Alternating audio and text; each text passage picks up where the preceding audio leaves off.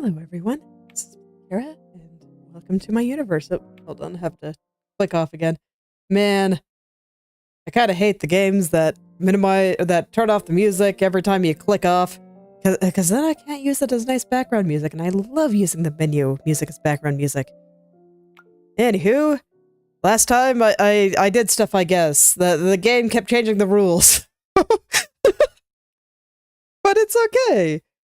We kind of made it through. And now I am here, and I broke the game twice. So that was interesting.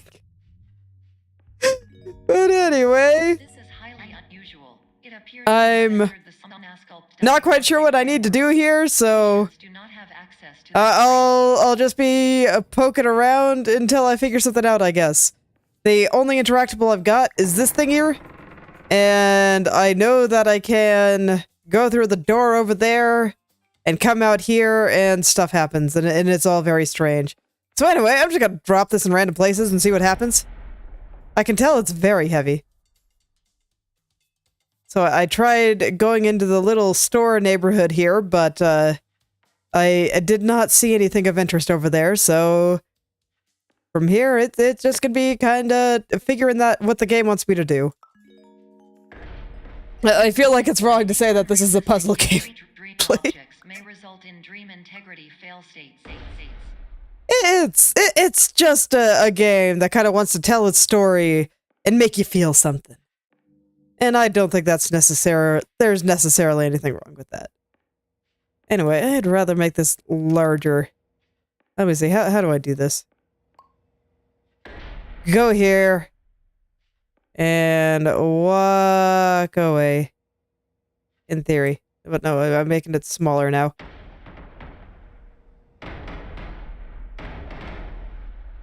Oh no. Okay, there we go. I was afraid I broke it again.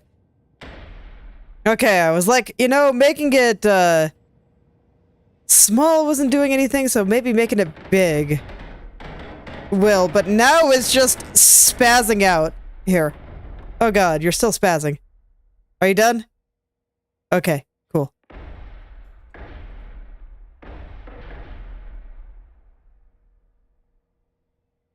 Like, I was briefly wondering if I could break the floor. But, that didn't do it, and I was afraid it was gonna break the game again. So, maybe that's not the answer.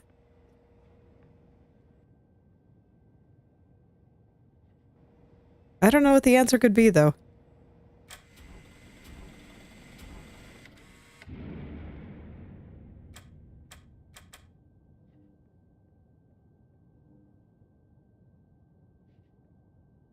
Well, when in doubt, click on things. Let's see. What else we got in here? Can I break the computer? Okay, because it's like the computer kept yelling at me. So I'm like, okay, you know what? Let's try to smash the computer over here. Maybe it represents something. I don't know. It's like stuff keeps falling from the ceiling. Which is why I think maybe I have to do something like this. But, it does not really appear to be helping me. Let's see. Paradox Behavior 101. AKA, don't do it, never. Then... Okay, so we got math. That's when you know it's serious. Alright. White space. Seems legit. Okay, is this telling me the answer to the puzzle? Reminder. Call Jungles Management. Music too dang loud.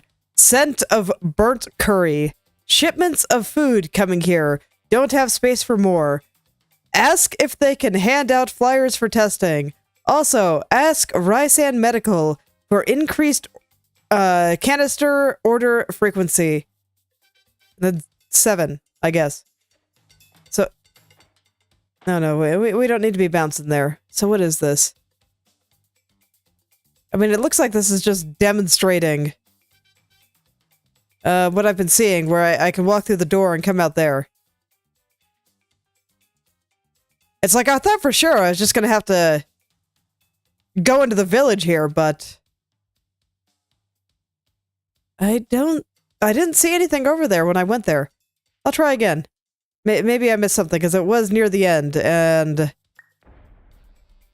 I did have that moment of, oh no, I'm in an art game.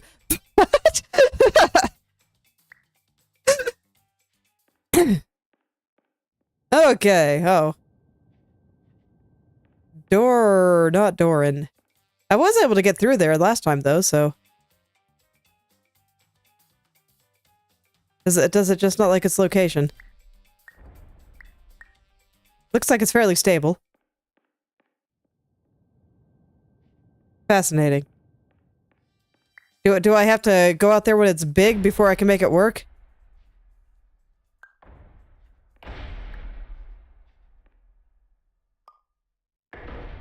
There we go. How do I make you big again? I always forget the rules. Okay, so we stay close, lift up, walk backward. And normally that does something. Okay. And now if I go back through and put you back in the village, will things work out for me? Can I go back through now? Oops. That's close enough. Okay, here we are. Who knows? Maybe where I dropped it was covering up something last time. I don't know. But I'll take a look around. Like, I thought I might have needed to go through this, because it looked kind of door-like. Oh man, clipping. Okay.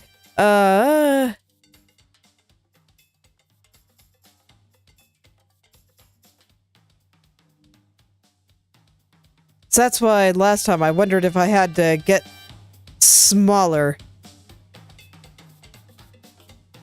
Closed. Come back later. There was a clock in here. Is there a time puzzle?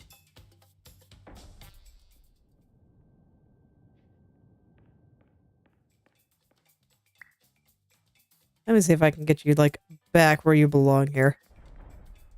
Close enough. Okay. Does not appear so. Let's see. No time here. Wasn't there one with hands?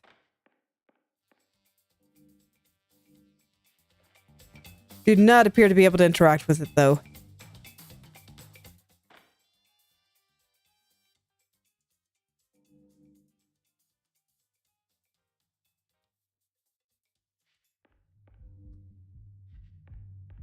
There is one box that's a little bit different. Wait, is there music over here?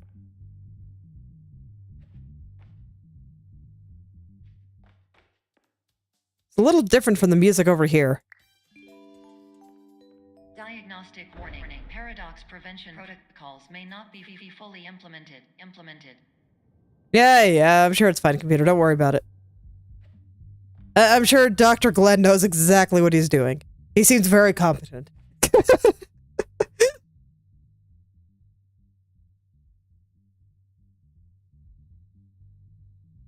It's like I'm afraid to fall down, but here we go.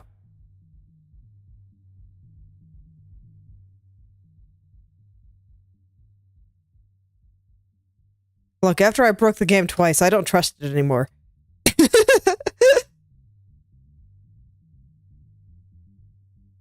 Okay, we have a barcode. Oh, a fragile box.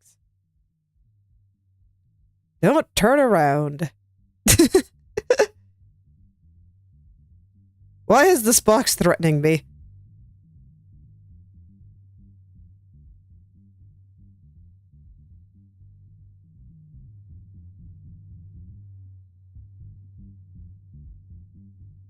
Where do I hear the music? Because I swear I didn't hear it last time I came over here. Diagnostic warning. Paradox prevention protocols may not be fully implemented. Come on, computer. I'm listening to music here. I'm trying to find the music that is too dang loud.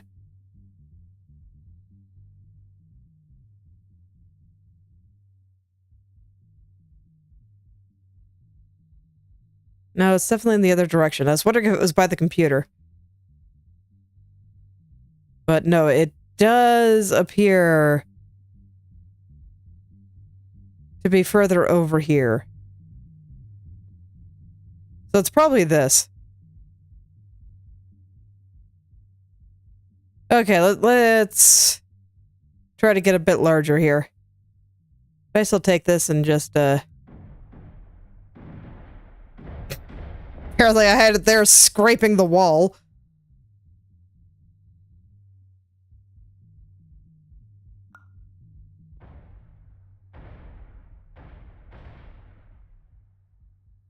Okay, I'm not gonna be able to get in like that, so that's fine. But yeah, there's something over there. I just want to try to get a little bigger. Diagnostic warning. Paradox prevention protocols may not be fully implemented. Okay. Just because I don't like walking around when you're small because it takes forever and you're just so slow. Which makes sense because you're tiny.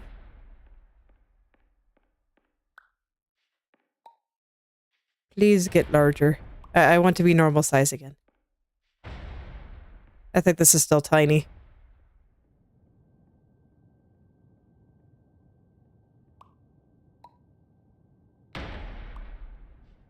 Please be a little bit.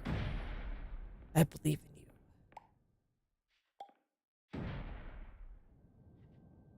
Okay, well this is probably good enough. Alright, anyway. So there's something up with that wall. Not surprising, given there's a big hole there.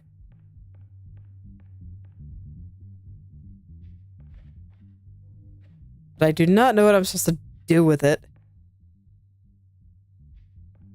Okay, let me go look at the other things here. So we have music too dang loud, scent of burnt curry, shipment of food.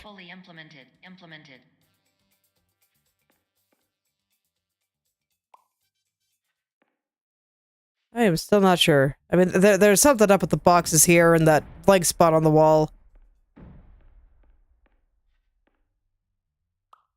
But I do not know what it's telling me to do.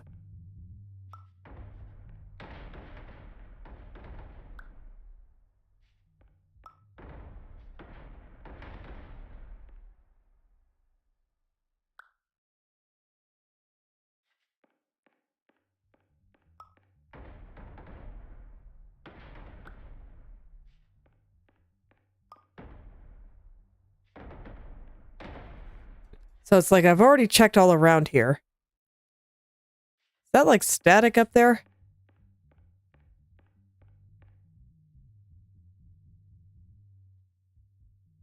Do I need to get up there? I don't think I can put that up there. Like there's nothing for it to latch onto. It's just gonna fall down. Just casually dropping it on my head as I do. It's fine. I do it all the time. Diagnostic warning. Paradox prevention protocols may not be fully implemented.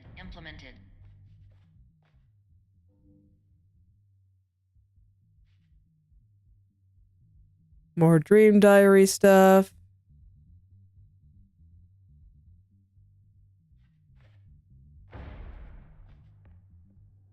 Let me see, am I any larger? No, I think I'm still pretty small.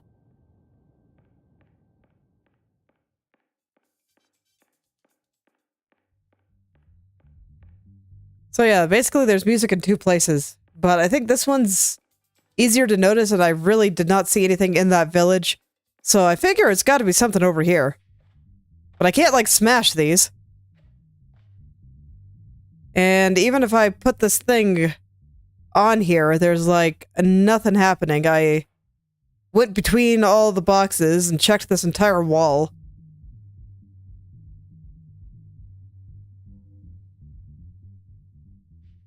So what is it asking me to do? What are you asking me to do? Game? Hopefully not clipping. Diagnostic warning. Paradox prevention protocols may not be fully implemented. Man, computer's so naggy. It's like, I know, but it's okay. I'll be fine.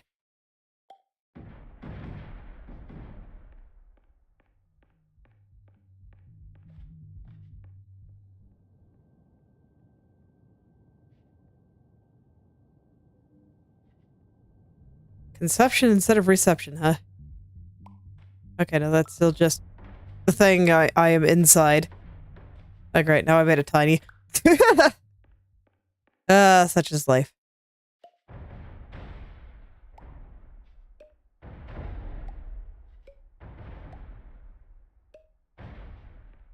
Such is life.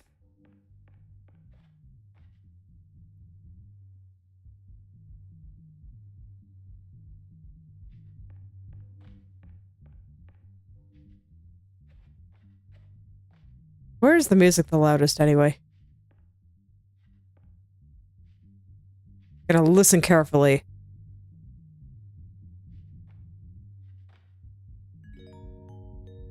Dang it, computer. Warning. Paradox prevention protocols may not be fully implemented. So...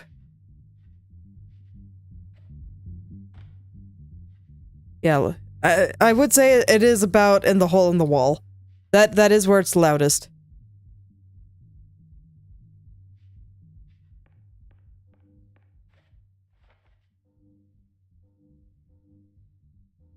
Okay, so I'm gonna make sure I'm not missing anything I can interact with.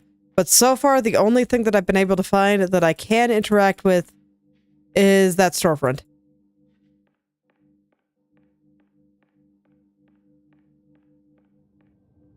So I'm gonna do a little bit of spam clicking. Can I sit in the box? No. Okay. Cannot sit in the box. I cannot be a proper cat. For shame.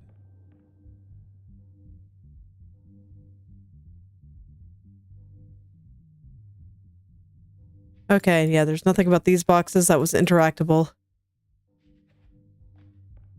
They're just over here pointing out where the music is, more or less. Okay, so at this point, I really do feel like the only thing that I can pick up is this building here.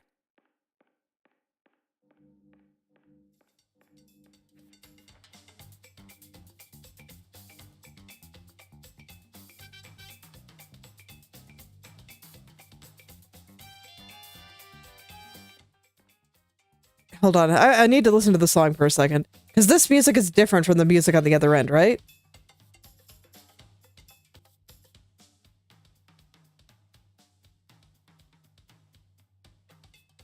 Okay. Then over here it's like more bassy.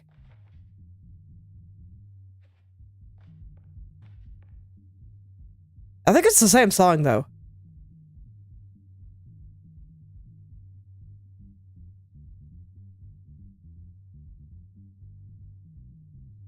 So what is the implication that these two areas are connected? Because I think it's the same song, it's just muffled. Diagnostic warning. Paradox prevention protocols may not be fully implemented. Here, come and just sit. Please. Good enough.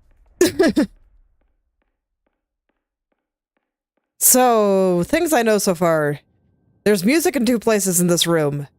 And this building that I'm walking out of that I can interact with is heavy. Like, very, very heavy. But I'm not sure... I am not sure how this helps me so far. So yeah, I just wanted to take a quick look around here real quick. So music gets quieter on this side. And louder on this side. So this is absolutely the place with the loud music, and it is closed and wants me to come back later.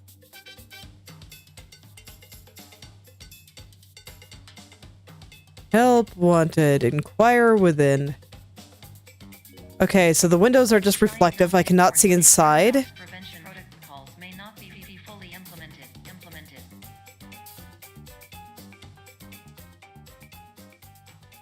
And the music here just seems to be also over there, just muffled.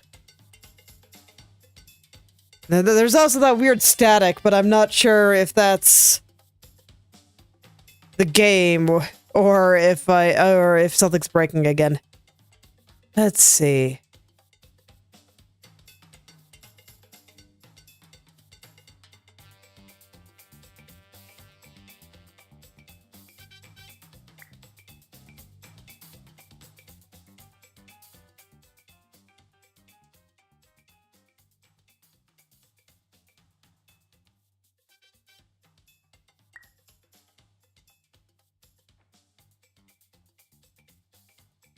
What is going on in that half-erased picture? Store. That is clearly the storefront.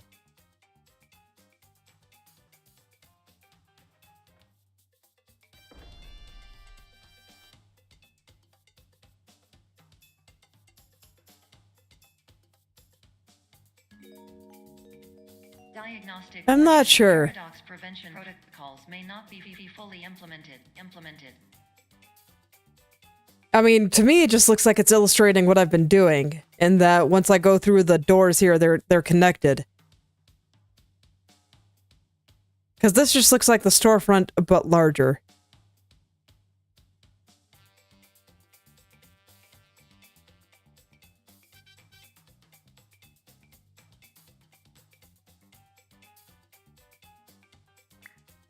Okay, well, let's see about making it a bit larger. Oh, okay, that should be fine. Hopefully. And hopefully I can get back to a reasonable size here, so I don't have to be slowly trudging across the floor like a tiny ant.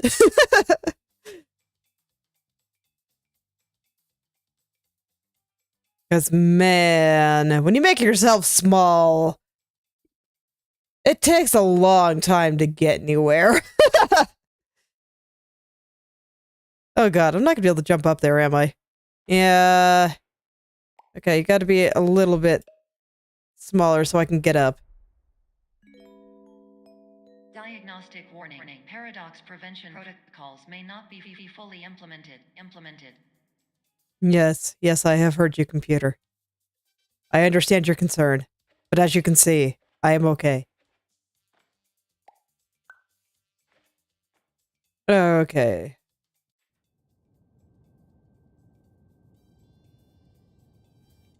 Am I still tiny? I am.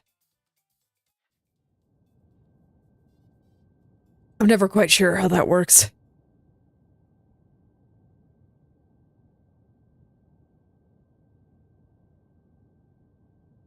So right now, yeah, I am just not sure.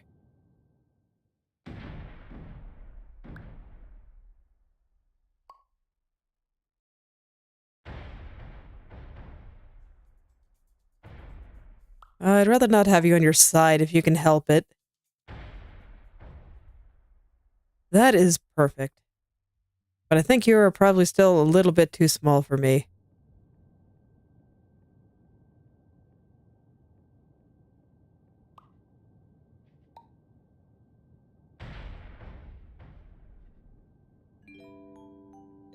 Diagnostic warning. Paradox Okay. prevention protocols may not be fully implemented. It's like, man, stuff just keeps raining down from the ceiling every time I drop this. The game clearly wants me to realize that this thing is big and heavy. But I have not been able to find anywhere where I can make use of its big and heaviness. And then I just hear music over here. But I do not know what to do with it.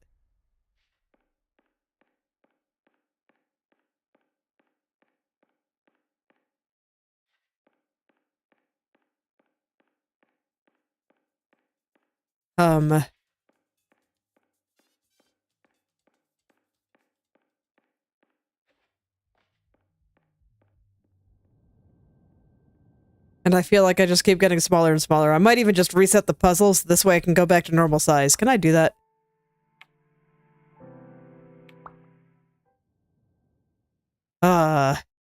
Okay, now I can move. This is highly unusual. It appears you have entered the Sonasculpt diagnostic framework.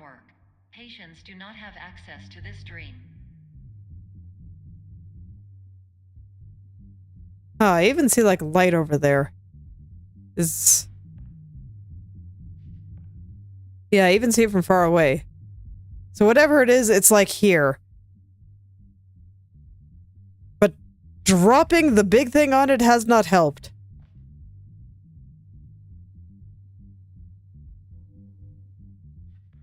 Because I have dropped it over there repeatedly. And I did not see anything when I was small and went through the boxes here.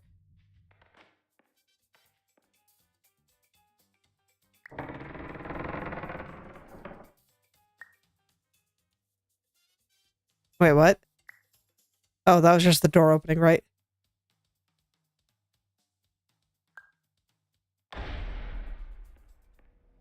So I can make myself small if I want. No, I can't. I have to be able to get inside. Okay. And what was that noise? Hold up. Hold up. What was that? This is highly unusual. Okay, we're gonna wait for the computer to stop talking. Diagnostic framework. This way I can listen. Because I can tell that sound is important here. So I'm gonna listen.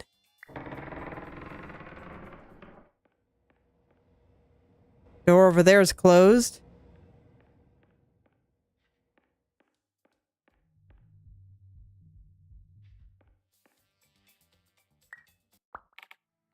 Let me take a look around at the village here before I pick it up.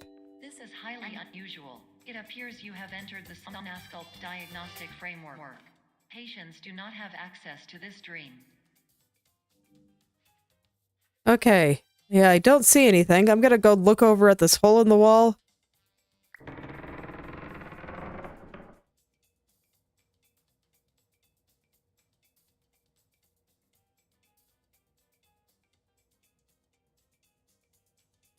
What am I hearing?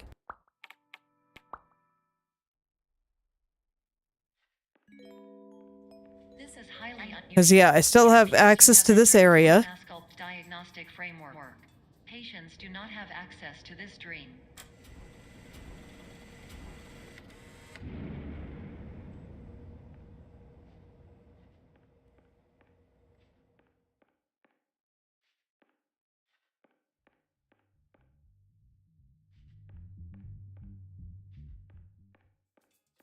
But, I mean, it sounds like a door opening, right? And this area is blocked off by a wall until I move it. And more accurately, until I walk through it.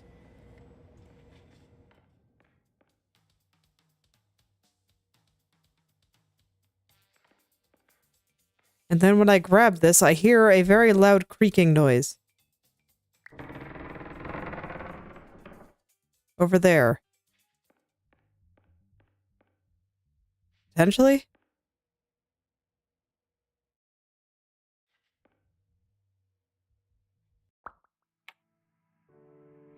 I want to try to pinpoint that noise a little better.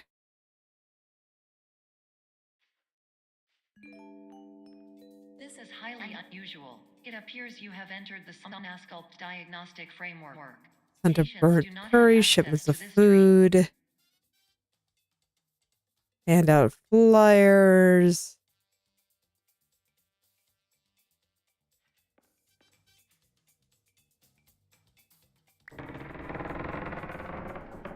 Yeah, if the sound is directional, it's kind of coming from this direction.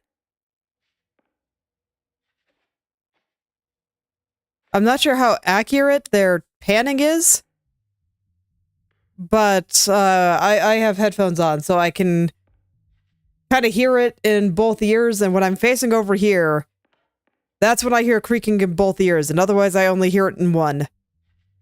So the fact that they went from that kind of sound design seems important. Like right now, I only hear the music from my left ear cup.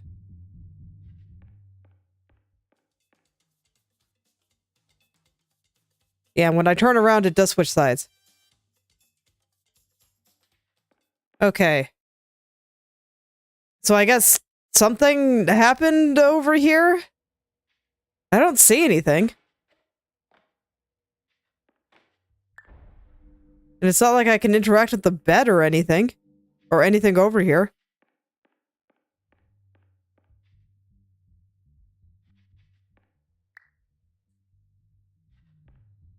And then there's still that glitchiness up there.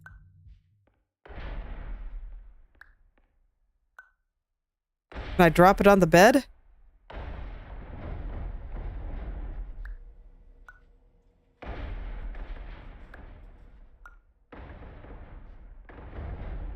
Let me see if I can make it larger.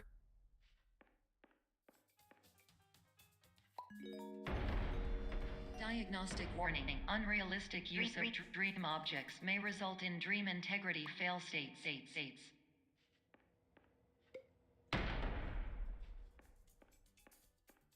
Unrealistic use of objects.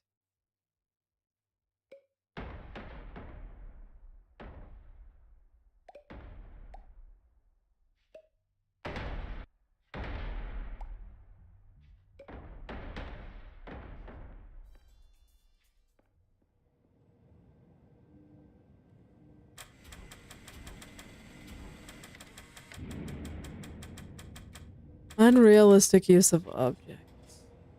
That was a different message.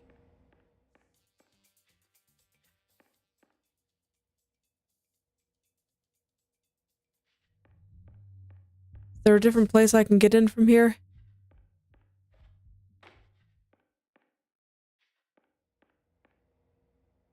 What else would I use a building for? What is an unrealistic use of a building?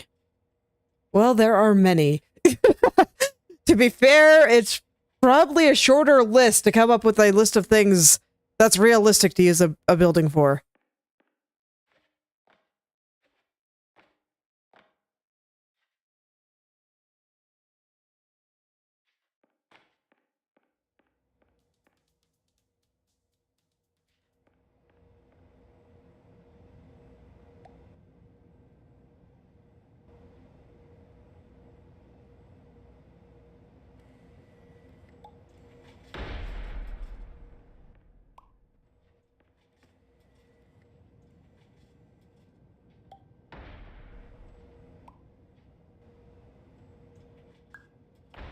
Ah, shoot.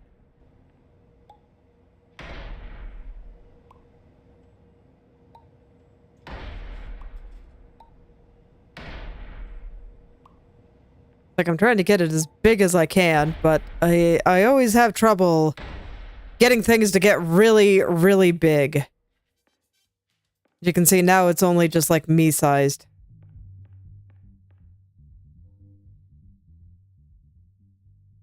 Like, I was looking at the sign over here, and I was wondering if I had to get this to be kind of like that. Diagnostic warning. Paradox prevention protocols may not be fully implemented. Okay, so yeah, I did get a different error message when I started just dropping this on the bed.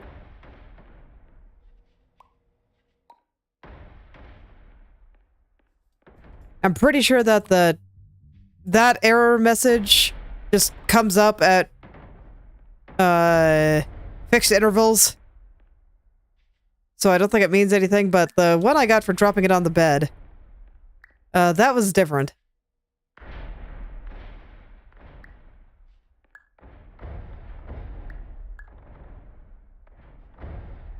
And I just put it in the trash. Or in the bucket. Well, it is in the bucket! I'm afraid to go in the bucket, though. Oh well, let's go. Let's do it. Let's go in the bucket. Hello, Mr. Bucket. You sure are flashy today. And now I'm gonna be tiny, aren't I? Oh god. Okay, I don't want to deal with being tiny. Okay.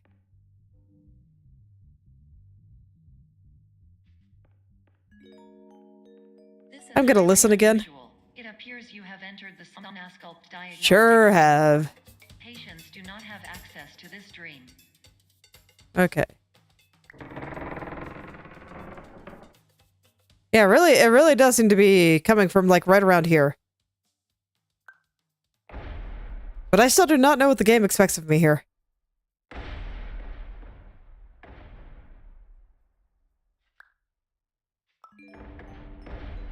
Diagnostic warning. Unrealistic use of dream objects may result in dream integrity fail states. I don't know, should I try to get it to crush the alarm clock? I have to make it a little bit smaller for that.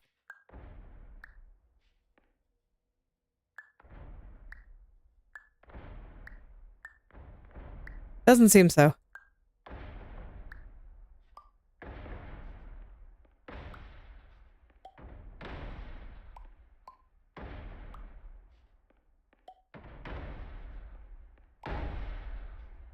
Hmm? I thought I heard something, but I think it was just me, the sound of me picking up the object. Look, I am just listening for every little thing at this point.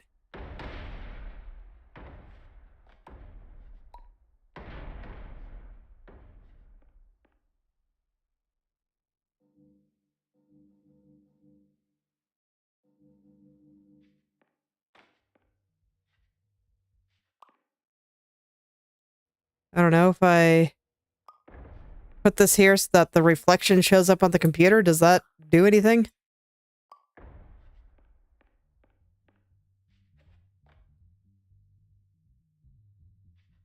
Not really. Still just opens up over here. I did try to go to the computer when tiny. Huh, the wall's blocked. Oh, of course, because I haven't walked through it yet. And this... reset. And the game wants you to walk through it like this first. Let me try to make this a little bigger.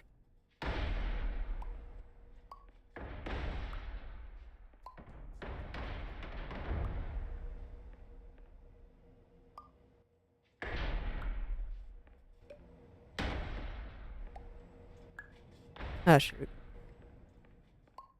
Accidentally pulled it through the wall. Okay, that's probably good enough. I can probably fit. Oh, nope, can't quite fit.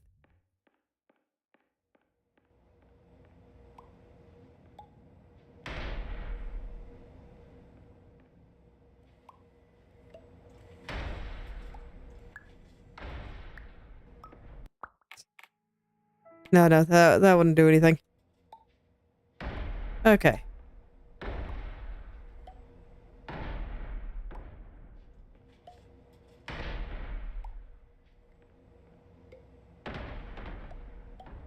Alright, just take my time. There we go.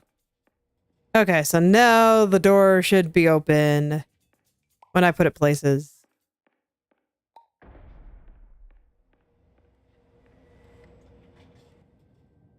And yeah, that does not appear to be doing anything there.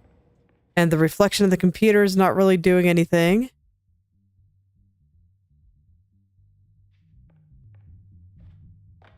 All I know is that there's music playing over here. And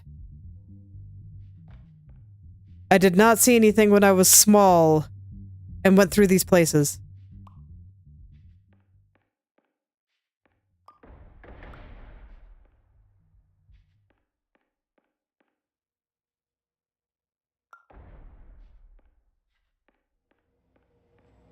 I'll check around the bed, I guess.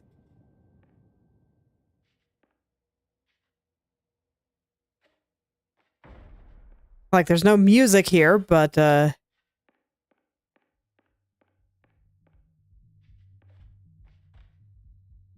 that's fine. I'll check through one more time. I am completely out of ideas, though, so I might just go check for the solution.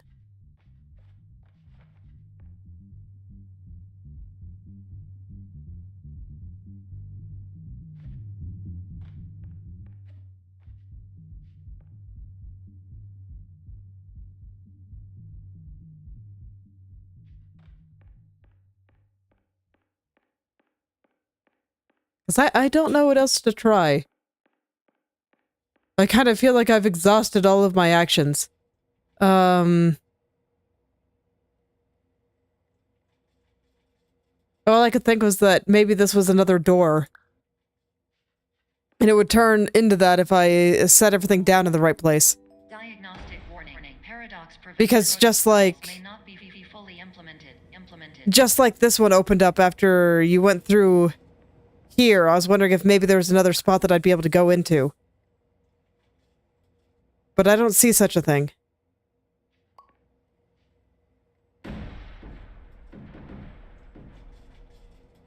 And I don't know why the place keeps crashing down every time I...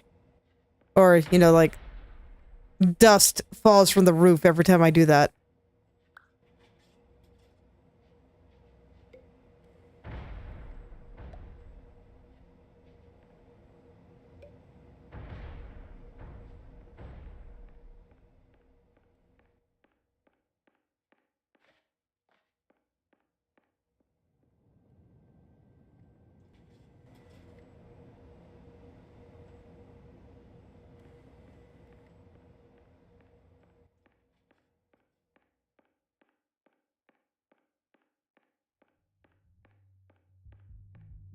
Thinking...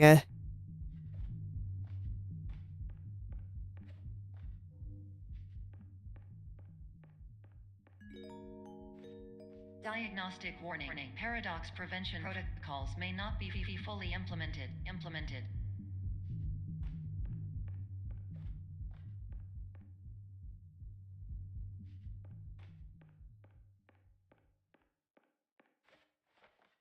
Unrealistic use of dream objects.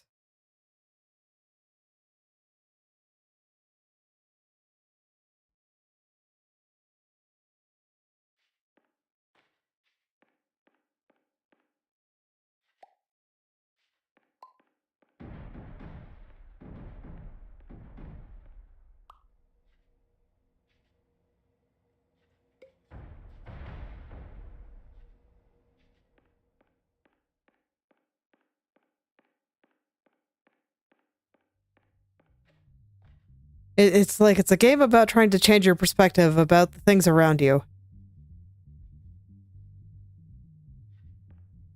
That's basically what the story is here.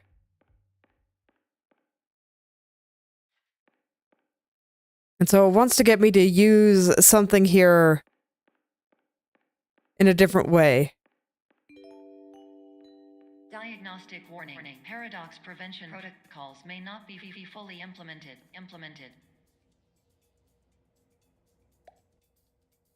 I don't know. Can I get this to pretend to be a box?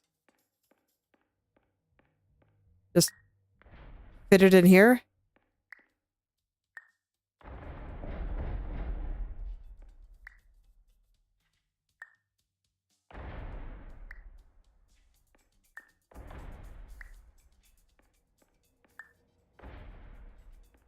I mean, it's the same color as some of the boxes.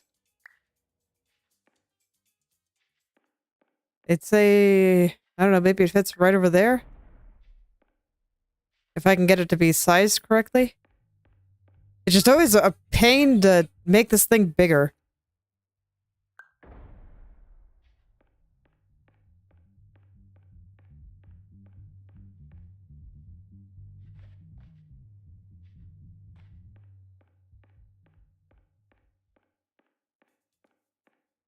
But it's like I've walked all around there when I was small and it didn't really do anything.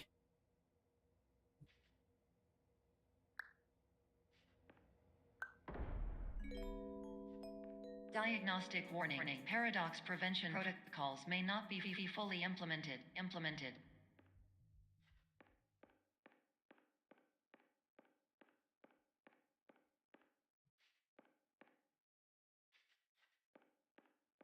Because it seems like no matter where I put it, its function does not change. So okay, I'm gonna go see if I can find a small hint for the sake of the stream, because I got nothing. Let's see. Superliminal. would I call this? The... What? Debug room?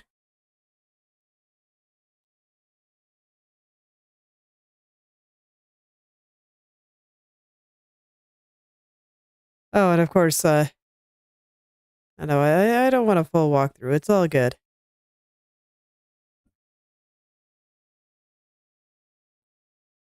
For some reason, when I am streaming, the internet just gets super, super slow. It's been like this for a week now, and I don't know why it's happening.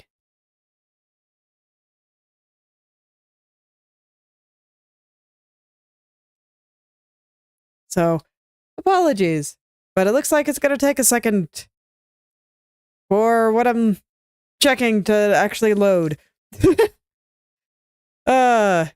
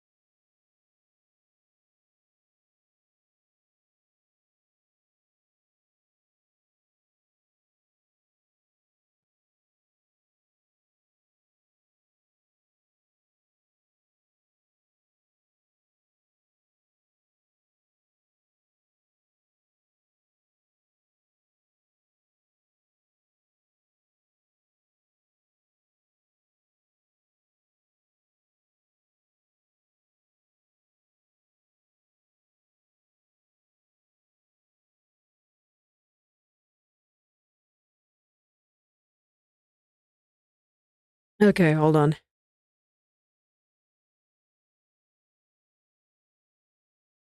Okay.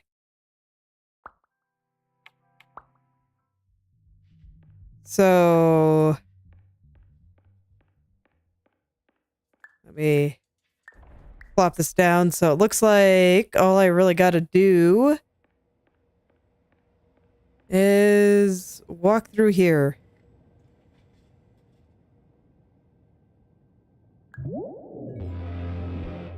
Okay, there we go. Creating any refrains. Explosive dream overload. May result. These paradox overload. Sounds good to me.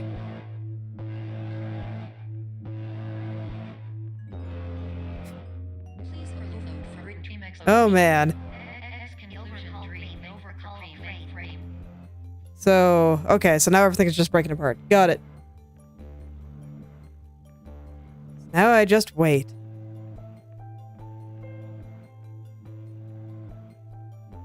So the answer was to get the white screen. I just had to do it differently.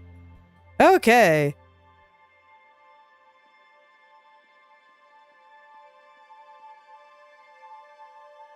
Alright, well, let's go. Not an exit. Okay, well, let's see what it is, then.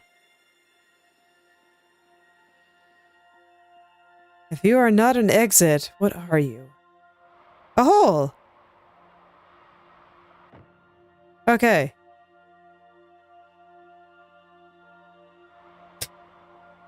Okay, so things are just gonna get weird. I can dig it.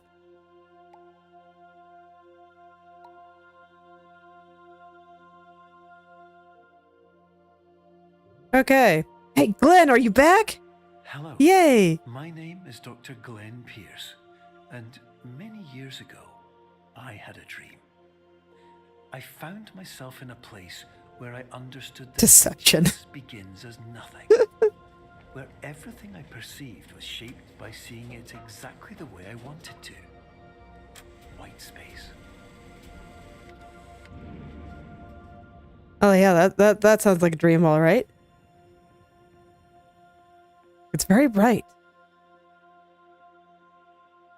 Oh man. Traffic comes to show us where to go.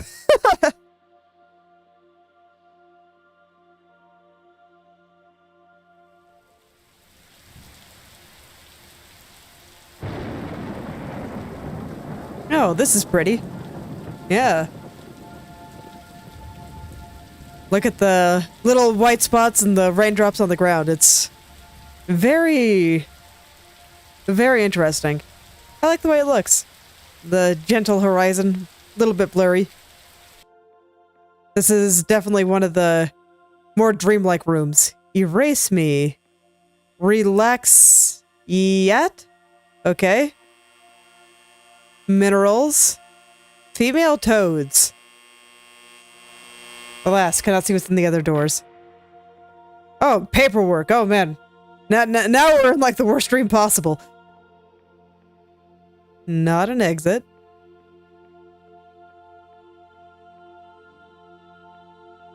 Okay.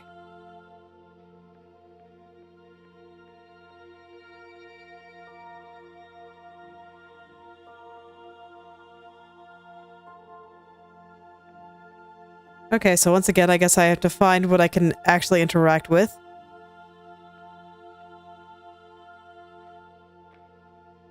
Where I can go and what's here.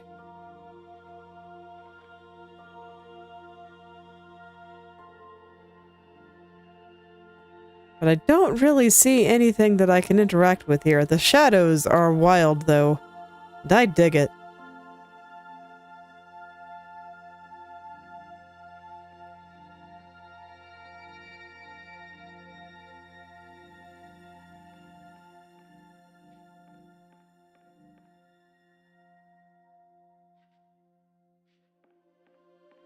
Okay. Oh, fire alarm. I am not sure what it wants from me once again.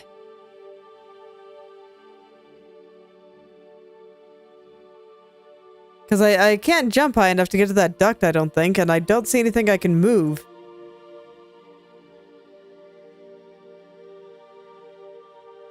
But this is like the only feature I see in this room, so I guess I'll go towards it. Nope, no good. Alright, time to spam click.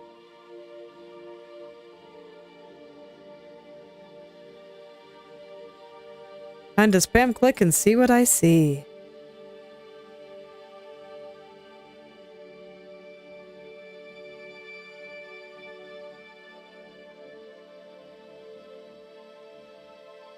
But it's like I don't see anything up, I don't see anything down.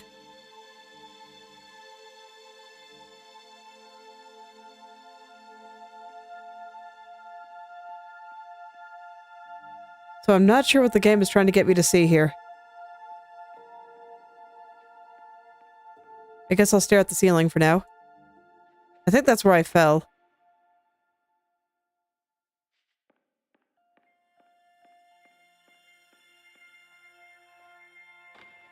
Cannot climb the wall. Cannot turn it into a floor somehow. At least as far as I can tell. And that big white void that I'm pretty sure I fell through is the only feature I see on the ceiling.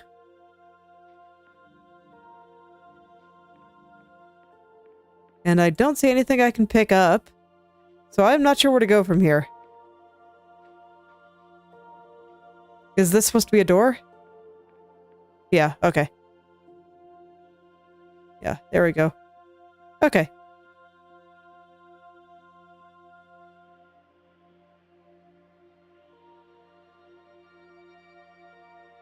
So I can walk wherever I want. I'll go ahead and stay on the carpet. Look, I'm afraid of the game right now. I don't want to go where I'm not supposed to, because the game will break. It has done it many times for me. Okay.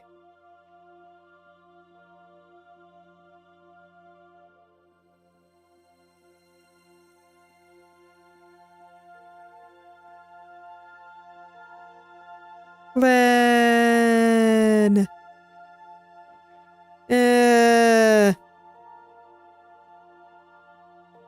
It's too high up! Oh, okay. Can I jump on you? Okay, yes. Try to get you a good size then. There we go. But in white space, I also faced the greatest challenge I could imagine.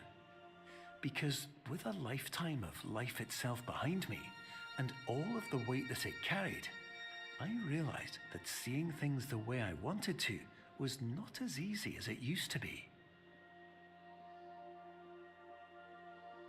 I mean, it's true. Changing your perspective is hard. It's very hard. Perspective is hard. But you have to spend, like, an eternity learning how to do it in art.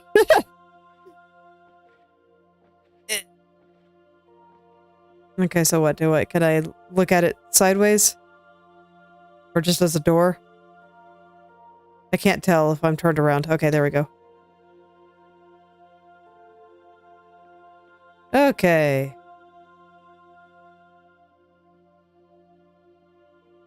This place is really cool, though. It's so pretty. I've always loved stuff like that. I haven't drawn anything like it recently, but if you looked at a bunch of the art that I was doing like last year, a lot of it was really just black, white, one color maybe. Okay, is this a circle? Yeah, okay.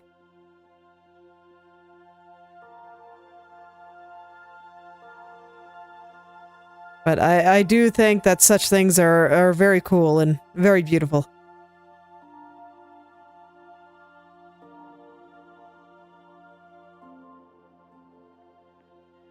Look at this. This is so pretty.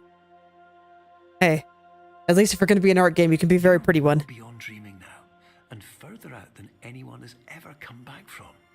But we hope that you won't get discouraged.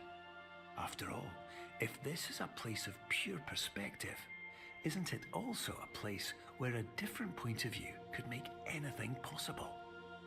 Isn't that why you came here?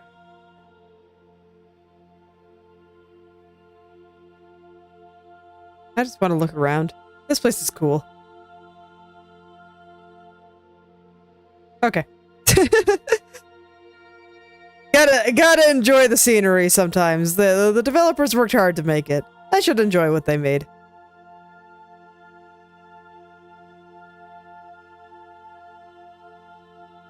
Okay, so I can pick up the chess pieces if I want. I see.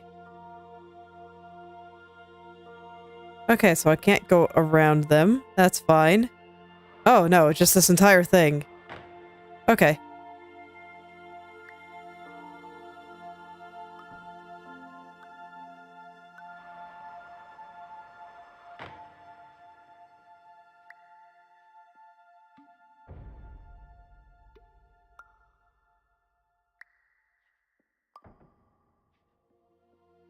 So now is it a floor?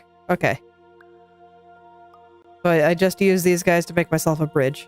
Got it. I want to go back to the middle.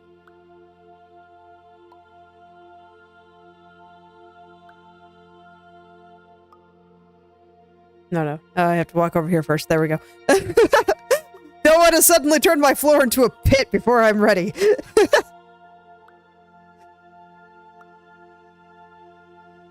And I don't know if that last one is gonna be a hole, but, you know, just in case.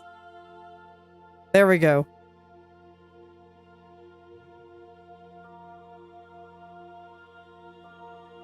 Alright, so I got a block. 0. Okay, not sure what it means. Can I even pick it up? I can, so it's probably important. Oh, I can't go through the door?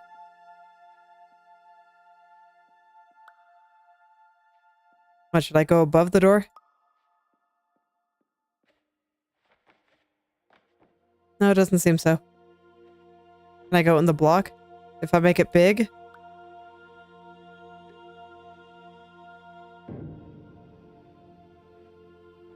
Nope, the 0's not a door. Okay. Okay. 0, not a door. Oh, okay. There's the door. Oh, that's too big. little bit too big. Can I climb up there yet? Nope.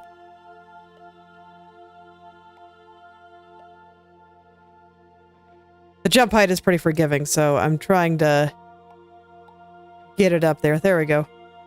Oh, that's not going to be high enough, though. Yeah, if I get it to a point where the block is small enough for me to jump on, then it's too high or too low for me to be able to get into the door. Is there another object? Okay, I can't take what I thought was the doorway here.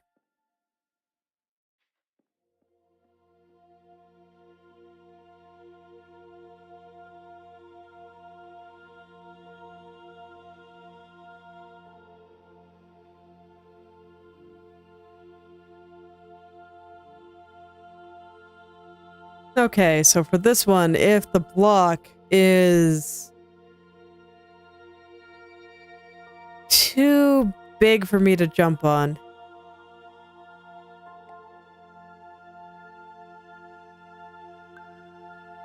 Okay, there we go. That works.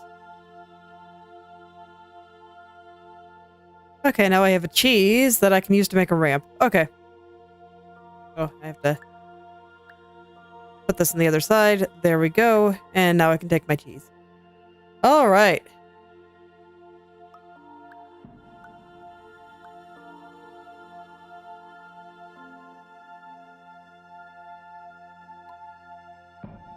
So let's see. I think I just need to get this so this way the ramp covers the area that I want it to cover. So right about here, I guess. Perhaps not.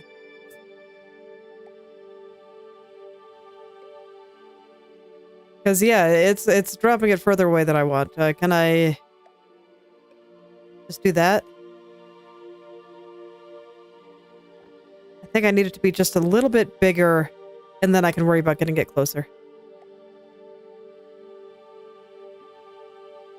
That should do it once it's close enough.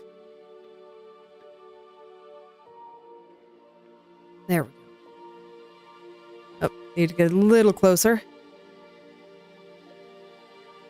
I'm just trying very hard not to change its size again. Okay, perfect. Oh, this is cool. Man, look at that. We're gonna go down. Just all the way down, I suppose. And now I'm gonna get dizzy. I'm gonna get... Oh god, I can't look at it. Okay, I'm gonna close my eyes and check on it periodically. Because I literally can't look at it. It makes me sick. Okay. Did I make it out? I think so. But now I'm in the void. And I think it's intentional this time, so I'm gonna move in a direction and call it good.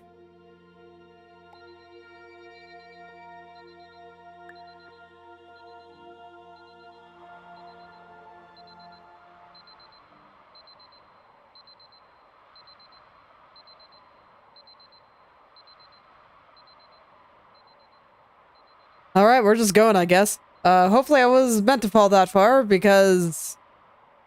Oh god. I'm not stopping.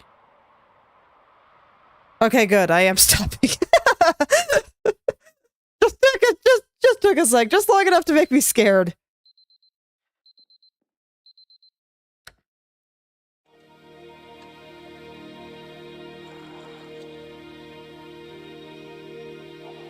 Alright, back here. And now the room is a bit more evenly lit.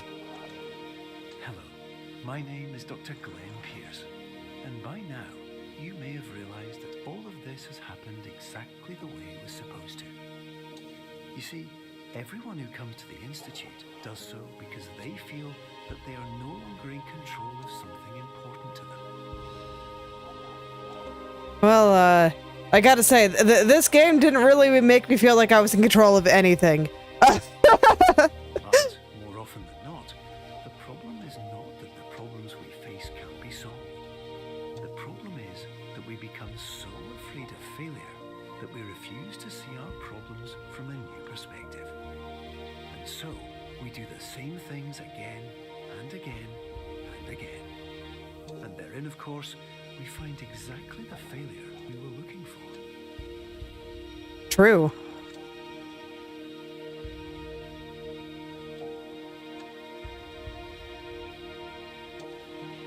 Okay, I'm here now. Off we go.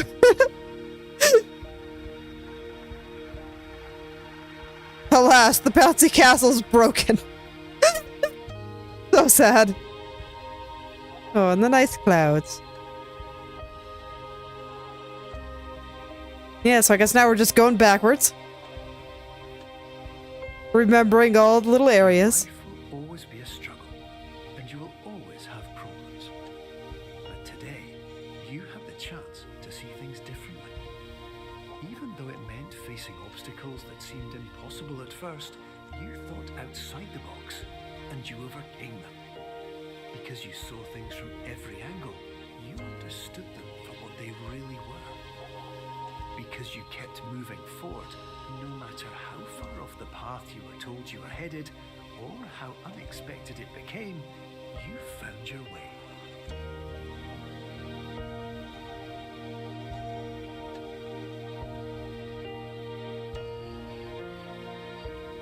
True, I guess.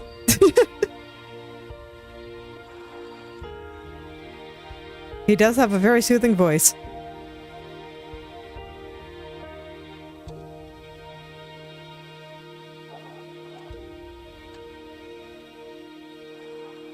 All right. In a few minutes, you'll be back in the real world. And some part of you will say that none of this was real. So how could it have really meant anything? But just like the power of perspective itself, it will have been as real as you believed it to be. All you've got to do is wait up. All right.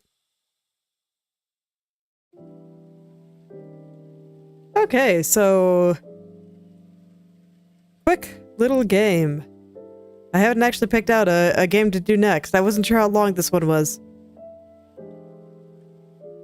But okay, that was a cute little game. Very I mean it's like I said, it was more a game about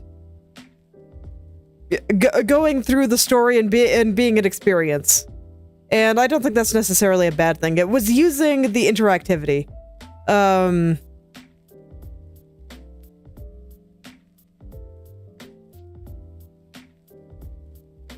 trying to think of how to describe that. Sorry. So, just trying to bring my thoughts together here. Let's see. Yeah, I mean, it was definitely using the interactivity. The one that stands out to me, even though I thought the puzzles there weren't great, but the atmosphere, they hit what they were going for, was the one that was meant to look like a serial killer was on the loose and everything was just red paint. I think I've made the comment a couple times of like, holy cow, that's a ton of blood. Where are they even getting that much from? And, even though I wasn't exactly afraid of it, just because by that point I knew that it wasn't really that kind of game, I could, the atmosphere that they were using did describe what they were going for. And at the end, when everything was lit up and you just saw this mountain of red paint, I imagine for the people that were scared, there would just be this sense of, I imagine that there'd be a sense of relief, a brief sense of betrayal maybe, and then I suspect a lot of people probably laugh pretty hard at that.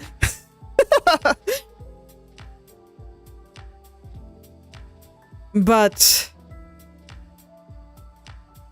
for me, while I was playing it, it was less about seeing things from a new perspective and trying to say, like, okay, developer, what is it that you want me to do here? And that was kind of the way that I was playing with it. So I'm not sure if the message hit me quite as hard. But it was neat. What they were going for with the mechanics, like when you line things up, it turns into a block and then you can grab it and do stuff with it. Like that was pretty cool. Or twisting things in a certain way so that this way a door forms or something. Like that was kind of interesting, and that was the kind of thing that made me want to play it in the first place. But when it came down to it, gameplay-wise, I just felt like the game was doing whatever the heck it wanted. And there wasn't much consistency between the mechanics. Like, even deliberately, like the one that stands out to me. In the early game, you're using chess pieces to push switches so you could open the door. And that's all well and good. And then later, you take a queen and you put it on the switch, and instead of opening the door, it turns into a painting. And you have to stand on the switch and find the knight in the next room in order to open the door. And stuff like that is super arbitrary. So I think I made the comment at the end there of, I've never really felt like I was in control of anything in this game.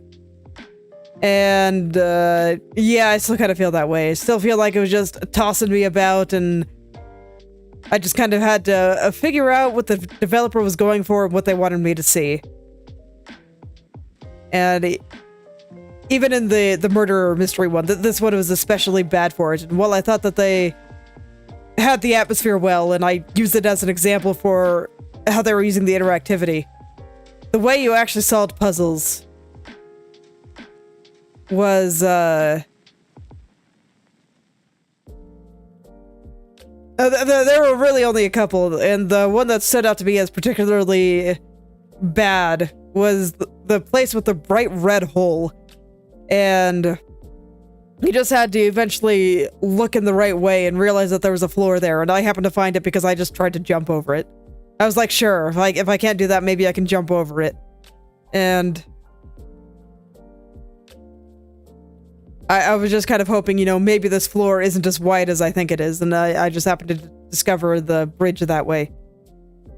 And stuff like that just doesn't really feel like puzzles. I just kind of stumble into the solution.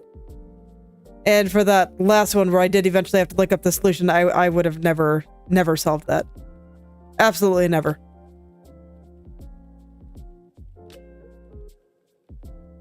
Because I was still thinking of, okay, how do I use this tool to do a particular thing? And not that it didn't want me to think of it as a tool. It wanted me to do something that you're not normally supposed to do. Which was take a portal through a portal. But there was never any indication in the game that that was actually an issue. So,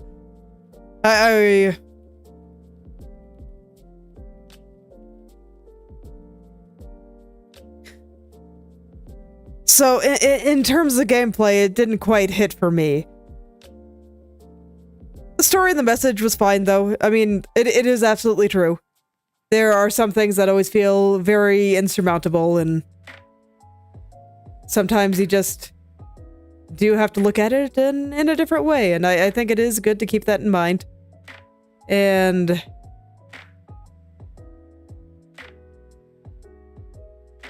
yeah, sometimes you just got to break those big tasks down into small things. If you feel like something must be true, then something is probably very... something in your mind may not be working right. And I mean, sometimes it's true. Sometimes there are things that you just gotta do. Like, for me, it's sleeping at night. And then making sure that I can actually sleep at night. Like, I know that needs to happen. Because, things are worse when I don't get enough sleep. But then there's other things in the world that we can kind of see as fundamental truths. Like the thing that comes to mind for me is that ancient humans, when they looked up at the sky, they saw a ceiling or a celestial sphere. And we know very much that this is not true. And we even know that even the fundamental forces that we feel every day, like gravity, are not what we think they are. Gravity in particular is wild. And so some things can be very unintuitive. So I can get there. But if they wanted to make it feel like you had more control over your situation, then keeping the rules a little bit more consistent throughout the game, I think would have helped. And led to more creativity in the problem solving, and I think that would have made the message stronger. As opposed to just kind of doing whatever the heck it wanted all the time. But, yeah, the ending, definitely very interesting. It was very pretty. I absolutely love things like that. It is very much my aesthetic. I really need to draw more things like that again. I actually do have some plans. So, might do that soon. Well, probably not soon because I want to finish the two drawings that I'm working on. And I think today might just be a short stream. That's largely what I have to say here. I wish I could say more about the mechanics because there were a lot of cool ideas there. It's just they were never really explored because the game just kind of did whatever the heck it wanted. I say that over and over again, but it's like it's really hard to know what to do and to actually feel like you're accomplishing something when the rules change on you all the time. And that might just be me, but I didn't really feel like I could exercise any kind of creativity or anything. It was just, okay, what does the developer want? Because that will be the solution.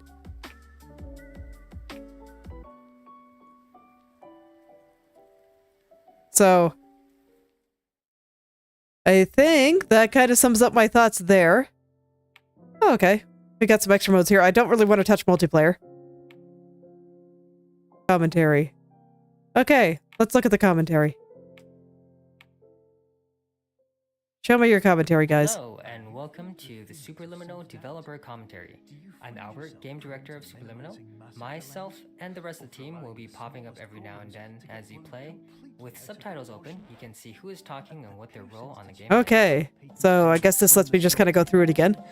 I know all the answers now, so should be good. So sure, let's see what the devs have to say about their game. I can tell that it was a game that they really wanted to make and a message that they really wanted people to hear. So I think their commentary on the game might be really interesting. Let's see what they have to say. I might end up being a little bit quiet while they're talking, and I'll just say after. Chris. I was the producer and designer on Superliminal. Hi. Hi, this is Will O'Neill, and I was the writer on Superliminal. Okay, so that very beginning of Superliminal is actually one of the last parts we finished. Throughout I can believe it. development, we created so many different introductions to the game. Not all of them were cutscenes like that one, but we ended up feeling that that in-game video sequence offered a really smooth on-ramp that let us set the framework for what's to come. By keeping it grounded in the world rather than just a video, we felt it to be a good way to get you situated in the game and aware of what's up. So when I wrote the opening line of "Are you filled with feelings of self-doubt" at the beginning of the game, I was definitely envisioning a player immediately unconsciously responding with yes. And of course the purpose of that is to sort of pull you into the idea that you're not playing a character in the game. It's you inside this experience. And of course, making it clear that the clinic itself is not necessarily the safest or most prestigious place to get treated creates an immediate tension. Especially when the very first thing you do in the game is accidentally sign away all of your rights. Yep. Does it let you leave without doing that? It does. Okay.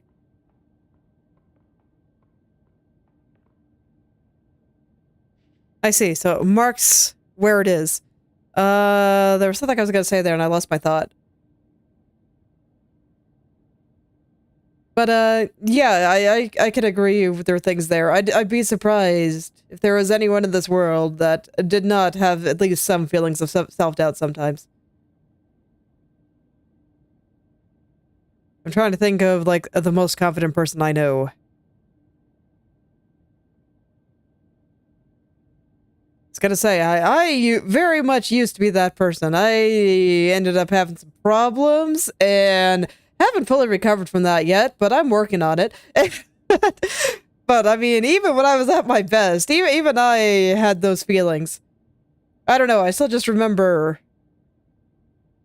I don't think I want to go over the exact circumstance because it's really depressing, but I eventually ran into that situation.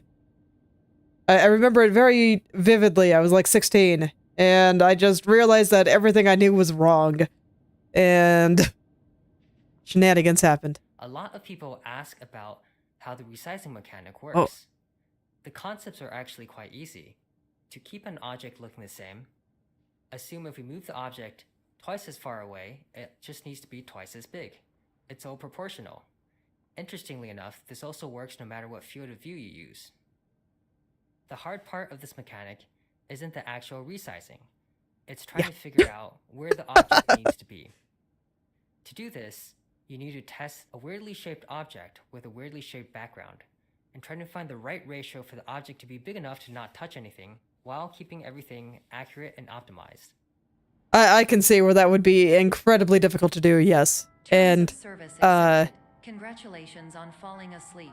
Welcome and, to your progress may be monitored by you can see that I still had a little bit of trouble with the resizing mechanic sometimes. I think sometimes they constrain the proportions in a certain way. I felt that a lot with, like, the last room before things got really trippy. But overall, I think they did a good job. I still felt like I was able to do what I needed to do for the most part. This is Matt. I did the music and sound. Music was nice. This very first jazz piece in Thanks the for your game is work. called I Wonder. And if it sounds at all familiar to you, that's because you just heard its melody and chord progression in the Somnoscope TV jingle back at the start of the game, which I called Smooth Wonder. Okay. What was I doing in here again? I don't remember what was in here. Where's the door? Okay, there it is.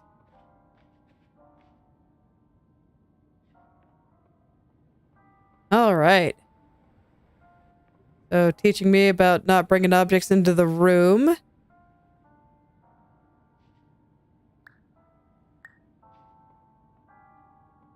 Hi, I'm Logan, and I'm level designer on Superliminal.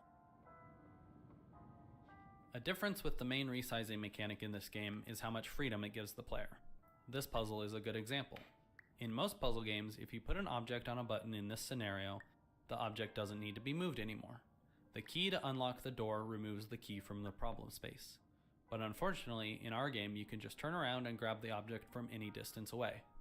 Therefore, we've gotten good at adding barriers in many places so people won't carry an object through all puzzles forever. Confirmed. You can move freely, interact with surrounding objects, and listen to messages. Yep, that's something you gotta be careful about. Please note that I am the standard I'll wait for the computer to stop protocol, talking. and that my voice has been explicitly chosen to remind you that I am not a part of your patient care team. I do not care.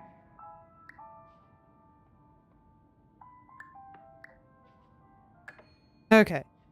Hi, my name is Alex, and I performed gameplay programming on Superliminal.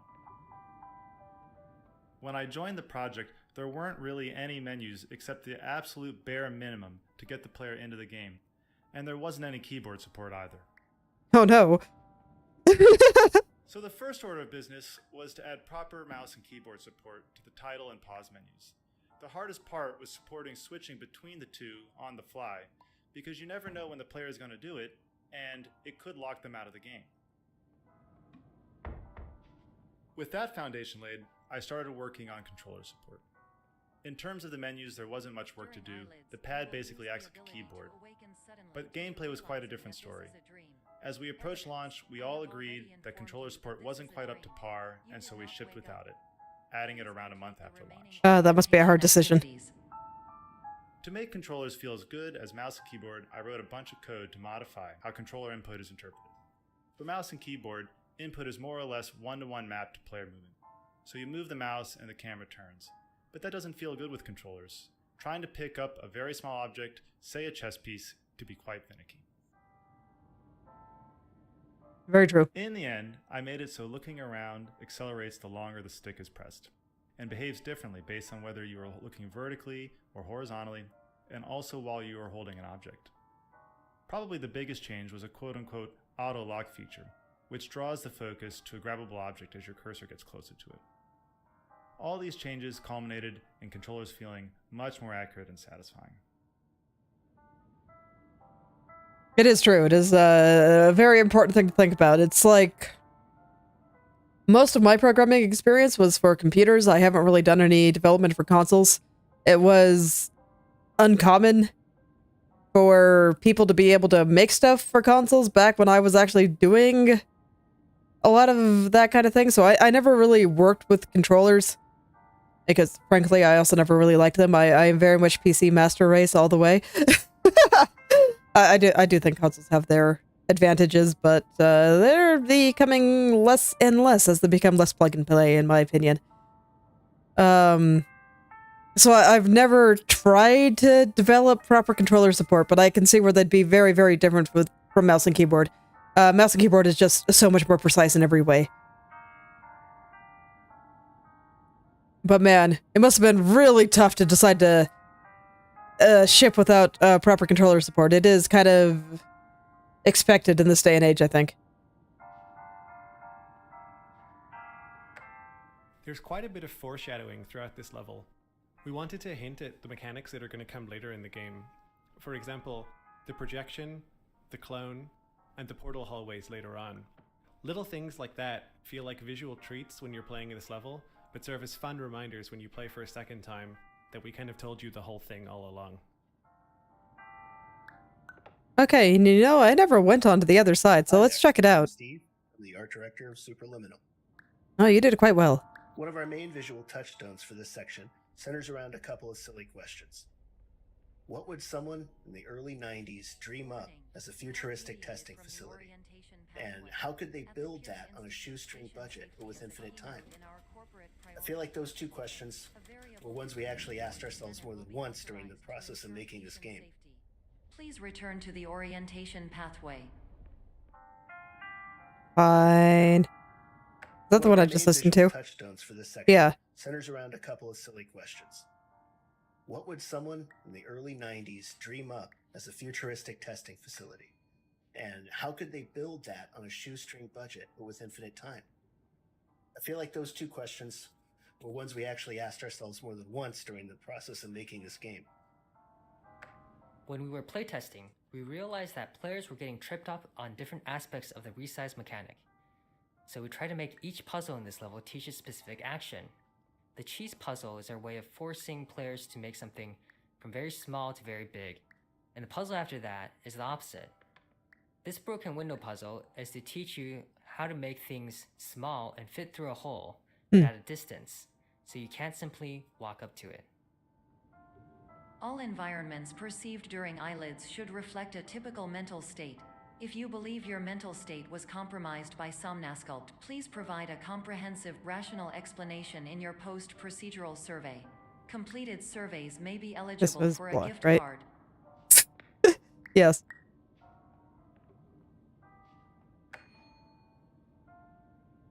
How did you solve this one again? Oh yeah, over the edge. Okay.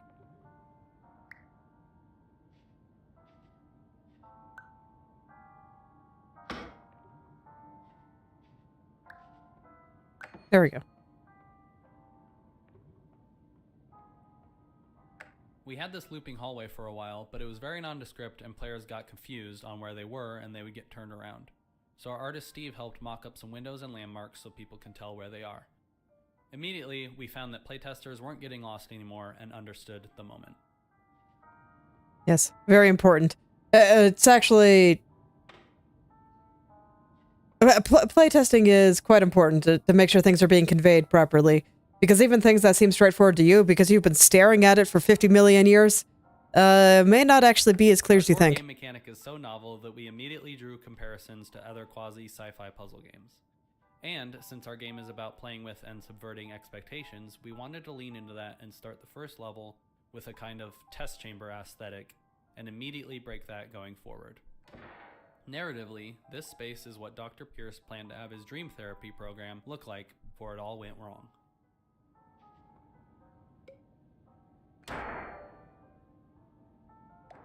I don't know, it sounded like things didn't necessarily go wrong. Just that,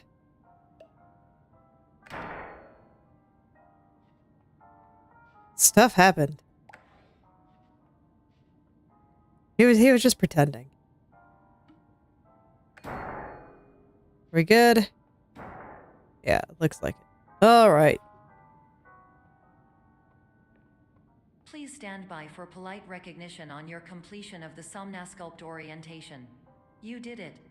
To maximize the time allotted for your therapeutic journey, please do not delay in proceeding through the final doorway as indicated.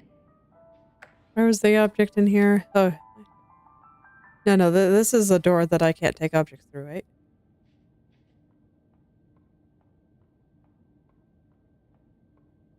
Is that a fire alarm I can pull? No. Okay. Okay, but that is. Oh yeah, that's right. It was all behind the door and stuff. Okay.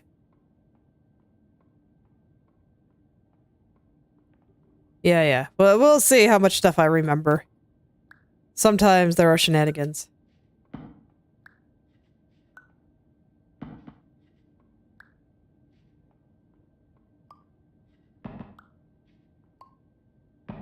Okay, does the cheese not work very well for breaking everything? What else was over here again?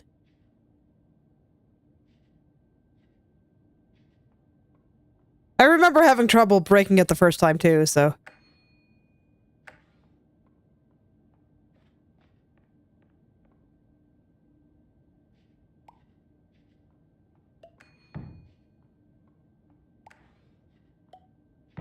And I tried to wedge the cheese in there. There we go. He just did not know what to do. Alright, and off to the pretty dream world. Whee! Okay, is it gonna let me keep going, or do I have to pick each scene individually? Okay. Good, we just keep going. The reason we ended up with this sleep clinic section is because we wanted to convince players that they might have actually woken up from the dream. So we don't have any dreamlike mechanics you can play with until you get to the vending machine. Later on, this becomes a hub you come back to in order to emphasize the feeling of waking up from a dream within a dream. Yeah, I mean, I thought it was a neat atmosphere.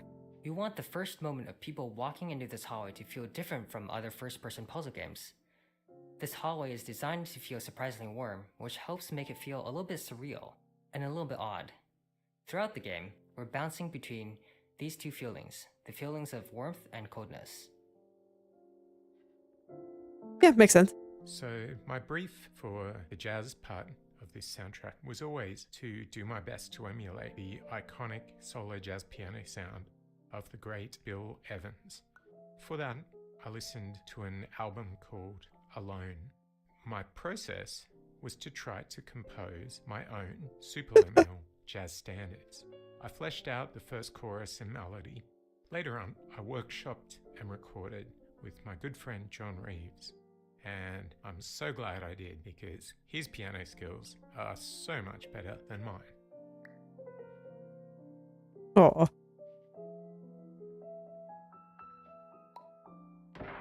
Oops. I'm pretty sure I did that the first time too.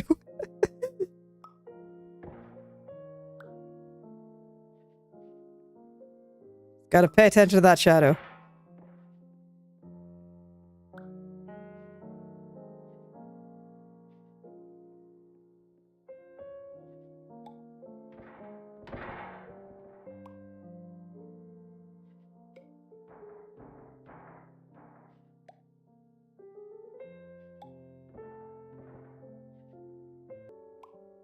I remember this happening the first time too.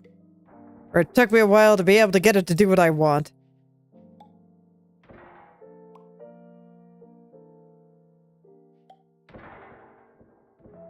Life is suffering.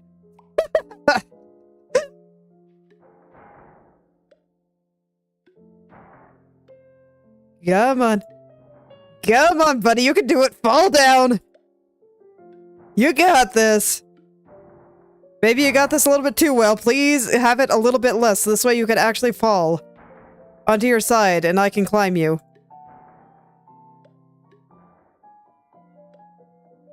Is this like not the intended solution or something? Because getting things to line up right is an absolute pain.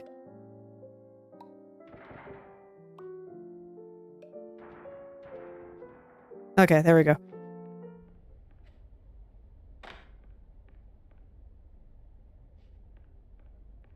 Alright, Glenn, we're ignoring you now. We're listening to someone else. My name is Dr. Glenn Pierce, Oh, man. and I'd like to talk to you. You don't get to skip Glenn. So special, in fact, that we have no idea where you are. But not to worry, we're working on it.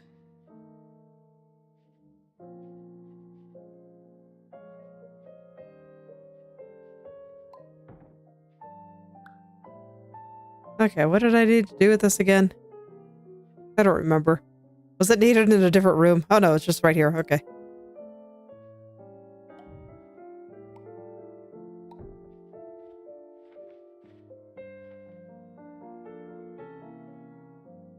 Okay, and then there was like, you put the flower vase here on the table.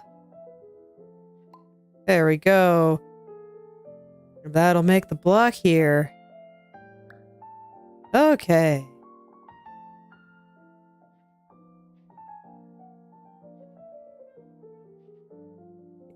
And it's hollow inside this time.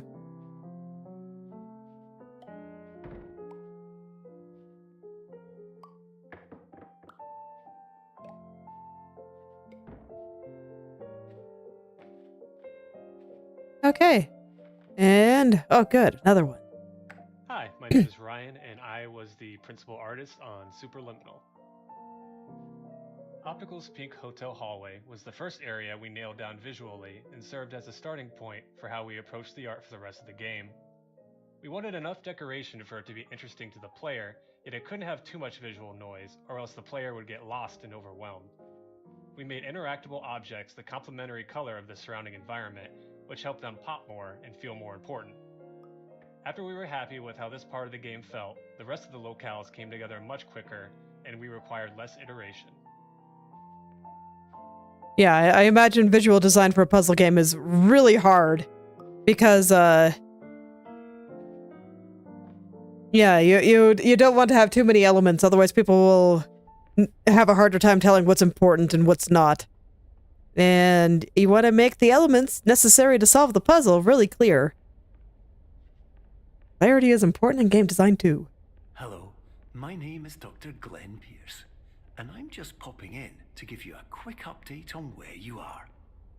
We still don't know, but please keep moving forward, and hopefully you prefer frequent updates to being reminded that you are completely lost. All right.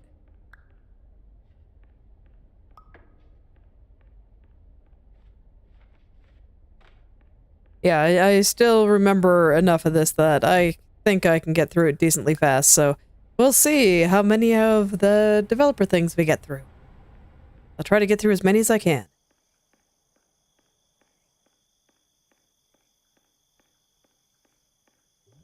So far, it's been interesting. My name is Phil Fortier, and I was the graphics programmer on Superliminal, and I also worked on some of the Easter egg design. So in this warehouse, you'll notice that there are actually 4 exits to the room, and the level geometry on the other side of the exits would actually overlap if it existed in real space. Yep. So to make the level design a little easier, we used our portal tech here. So the exits to the room when you leave the room are actually in vastly different physical locations within the level, but hopefully it should be all seamless for the player. And it was. I think it was. I didn't have any trouble navigating it, and even though I looked up here, I never really felt like I was supposed to go to the exits up here. Before you grab the moon in the next room, please notice that it looks quite far away. An interesting fact is that it actually isn't that far at all. But because the moon's position is moving with your position, it seems to be infinitely far away. That's a neat visual trick. Signs that should lead you to them. Will all of this work? Absolutely.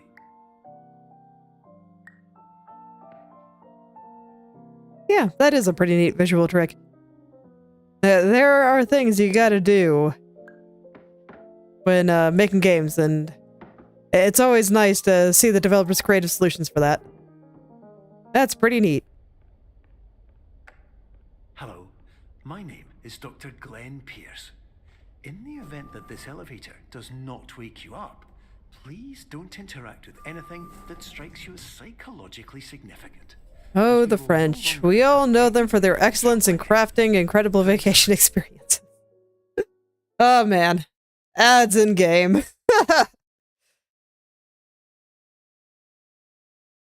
Alright. Let's see what they have to say about their next level. Yeah, it's been pretty interesting so far. I'm glad they did this.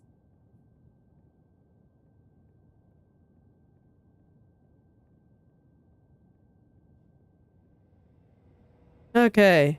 So yeah, I guess they probably don't have any commentary about the hub here, but I am hoping that the next one will come up soon. All patients who attempted to use an alternate pathway to access the next phase of somnasculpt therapy, but who have become trapped in a dream state paradox instead. Your decisions imply a failure of orientation, which reflects negatively on the standard orientation protocol. You will rectify this failure immediately. Computers. They're so silly.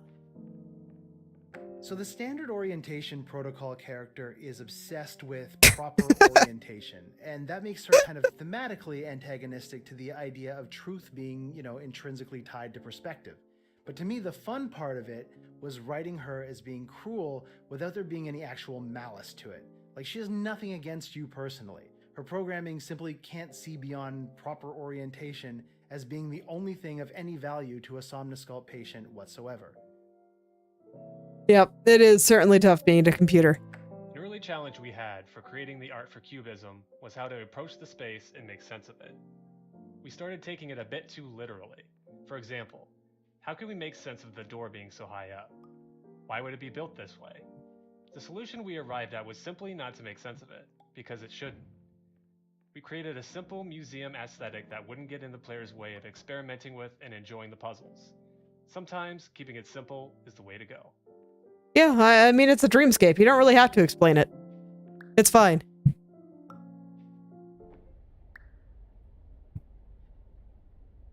Alright.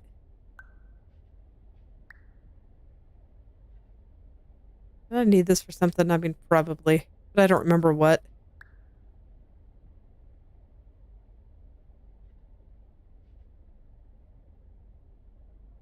I don't actually remember where I need to go here. Okay, yeah, I can just get rid of that. Alright, I'll take our gold bishop friend with us for a little bit. Professional tip. Between the colorful dream spaces, we have these, what we call back areas. These back areas serve as the backdrop to everything. They are where the dream spaces are built, and also the service hallways in between them. We wanted to give them a colder, darker feel to contrast with other spaces in the game. But we also wanted to keep a man-made feel, as if people were just here moving things, creating these spaces, doing work a second before you arrived. Yeah, it reminded me a little of Charlie Kaufman's Synecdoche, New York. That idea of building a world inside of another world. Yeah. Originally, we had little plaques indicating exhibits within the museum, but we felt it was a little bit too on the nose, so to speak. You are the main exhibit, so I imagine the players wandering around a game with an exhibit plaque hanging around their necks. Rude. Not that far off, I suppose.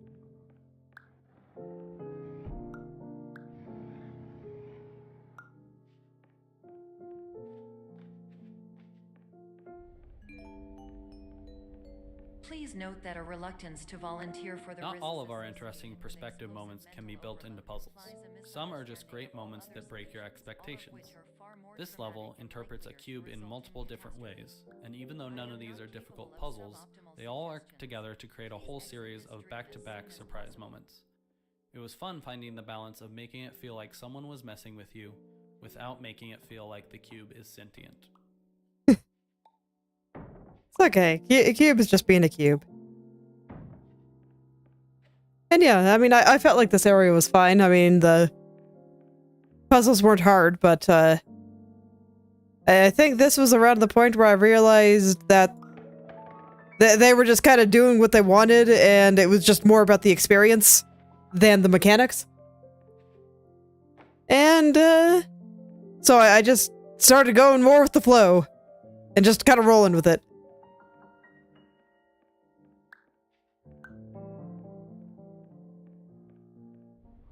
Whee! Okay.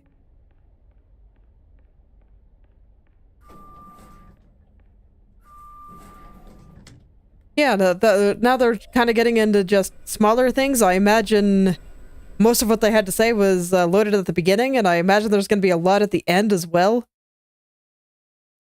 So hopefully I can get further there. I'd be curious to know what their thoughts on designing that neat black and white area were. Hi, Glenn. Bye, Glenn. Hello, my name is Dr. Glenn Pierce, and despite touring the This level came about because we explored the idea of the game being an anthology of different stories, one story for each level. This level was the horror level, and I immediately knew what it would be about, getting the player to be scared of their own shadow.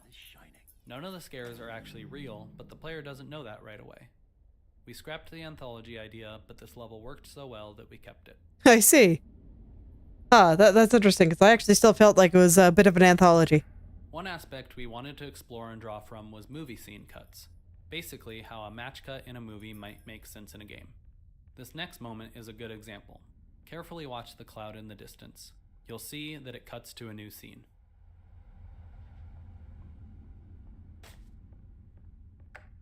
Boo. Boo.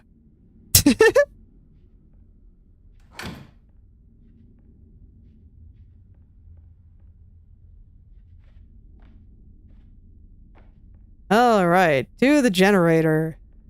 It doesn't actually happen. It's fine. Oh yeah, and all the tasty murder. I remember hating looking around in the dark. I don't actually remember where the path is, so... Okay, here we are. Okay. Fortunately, I remember most of the things I got tripped up on, so hopefully it won't take quite as long.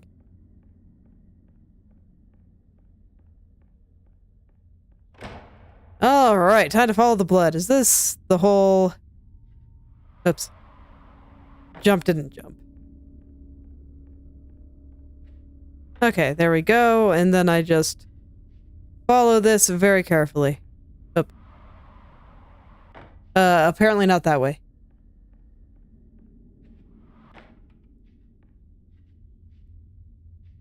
I don't remember the path exactly. Did I have to jump or did I have to go back the other way?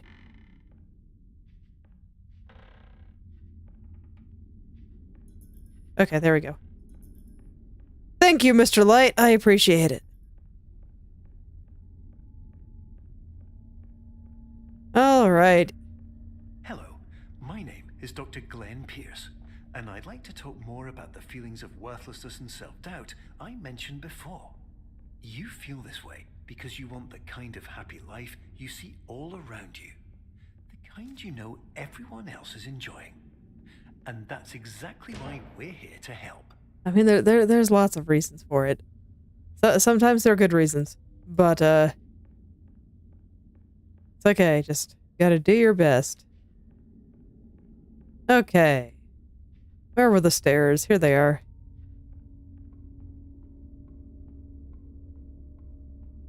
Yeah, it's like each little area kind of had their own series of puzzles, and I felt like this one was trying to use the light. Warning.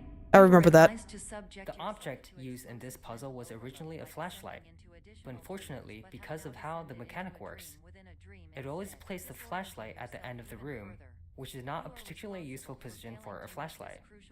We tried a couple of things, but finally decided to switch to an object that could glow from both ends. I see. Okay. Was I able to break this? No. Okay, so that's right. There's something else in the other room, right? Let me just make this a little bit bigger. This is probably sufficient. Oh no, there wasn't. Ah, but there was a flashlight in here, right?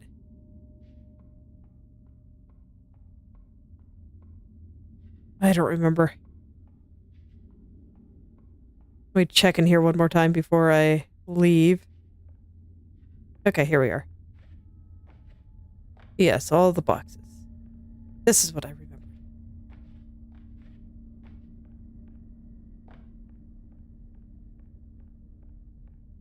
Okay, and then in here... I don't remember exactly where the door is. Let me see if I can make this big. I'll just plop it there and... That should be big enough. That might not be, but I remember roughly where the door is, so it should be fine. Come on, let me up. There we go. Like right here. Here we are. Okay. Did you know that unintentional multi-dream layering occurs in less than 1%? When I prototyped this part, there was going to be a shadow of a monster on the wall that turned out to be a bunch of random objects when the lights turned on. The shadow always looked silly though, Alas. so eventually the reveal became the blood actually being red paint. Oh, it wasn't red paint from the beginning? I thought that was like the whole point. Oh, I'm actually surprised. This room was one of the biggest technical challenges we had in the game. Originally, this was one huge room, but turning our dynamic lights all on abruptly killed the frame rate, so we ended up chopping the room into smaller areas so we could hide and unhide objects from the player's view once the lights turned back on. This would lessen the amount of objects getting hit by lights at the given time, thus saving on performance. Yeah, I remember Phil even tried teleporting the player to a completely new room, but that change-up was a bit too visually obvious, and we eventually realized that chopping up the room was the answer. Yeah, makes sense.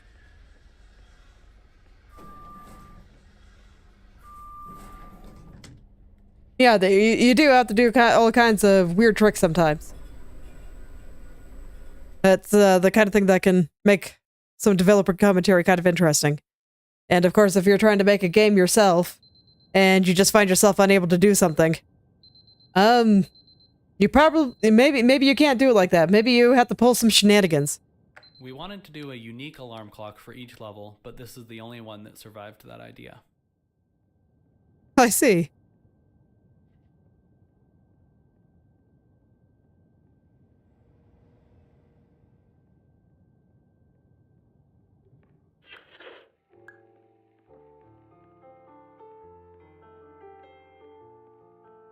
All right. This is the one where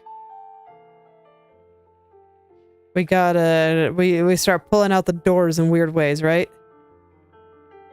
When I go back here, yeah, I can still get this one.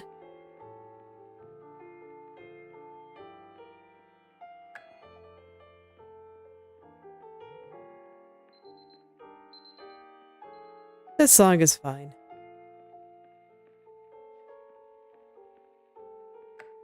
Part of breaking expectations is changing your definition of an object.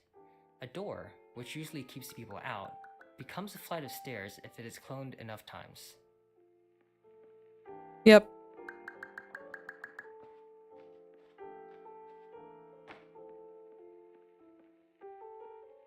But at the same time, you subvert expectations too hard. You just kind of start doing whatever you want, and the player can no longer predict what is going to happen. Yeah, so this right-click to return sign that I bet you didn't even notice, is one of the most unread signs in the game. It comes up Really? later, and it's also one of the most unread signs in the game there too. Side effects which have not yet been discovered or which cannot be understood.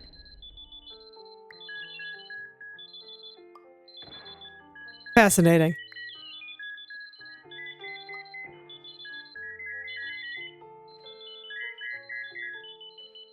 All right. Oh yeah, my happy face cursor. So happy.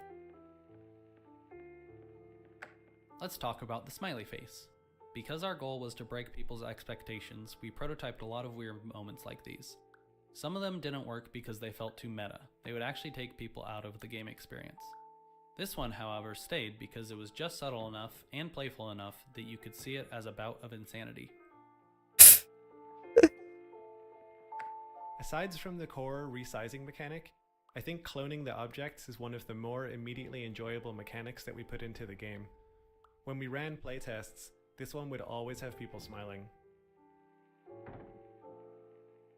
Okay. Come on, Mr. Apple. I mean, it's true. I actually do like the cloning one. This puzzle I found annoying, though, because I have to derp around with physics. And, I didn't quite feel like I had the tools to do what I wanted. I still don't. Come on, Mr. Apple. There we go.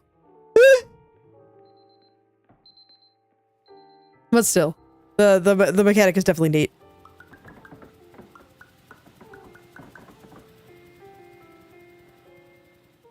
Wait, did I skip one back there? I didn't, did I?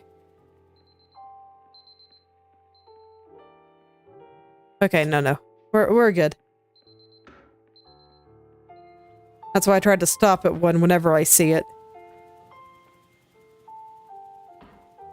I was kind of expecting one here because I imagine with this cloning mechanic you have to be real careful about despawning things.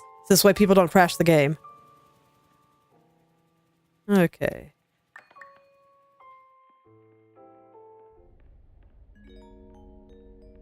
Because when you have too many objects, the computer will try to render them all, and after a while it'll have a really bad time. To counsel you, I have no subroutine to these errors, but I cannot compromise the integrity of the standard orientation protocol.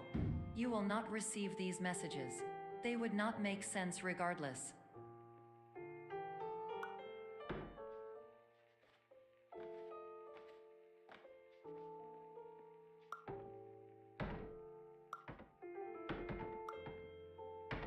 Just gotta make myself a little platform here. Alright.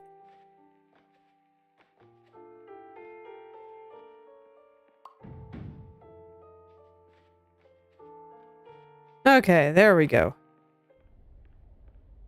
Those clouds really do just look so friendly. Attention. Dr. Pierce continues to input significant errors. Players may notice the motif of the repeating purple hallway found throughout Clone.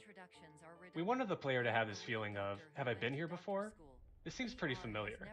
But we didn't want it to be too easy, or to be 100% unclear. So we introduced differences such as lighting, prop placement, and hallway length. That way, for most players, it was something chewing away at the back of their minds, as opposed to being blatantly obvious. Huh, I never really had that impression. Yeah, I never really felt like I was going through a loop or anything. I probably wouldn't have noticed if they hadn't pointed it out. To me, it's just pretty natural that areas in a video game would all look similar.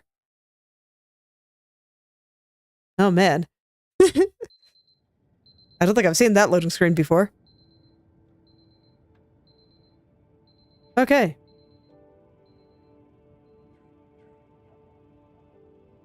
Oh man, we get to hear about the happy little clouds. Come on, what you got here? You look so comfortable sitting there. By accident. We originally just put a cloud video texture as placeholder as a way to expand on the cloud motif. It ended up working so well and fitting the tone so well that we made this a private theater room in the sleep clinic. It evokes a nostalgic and relaxing but slightly creepy feeling which seemed to fit the game perfectly. Please continue to do whatever you Yeah, I can agree with that. And discontinue whatever you were doing immediately prior to that.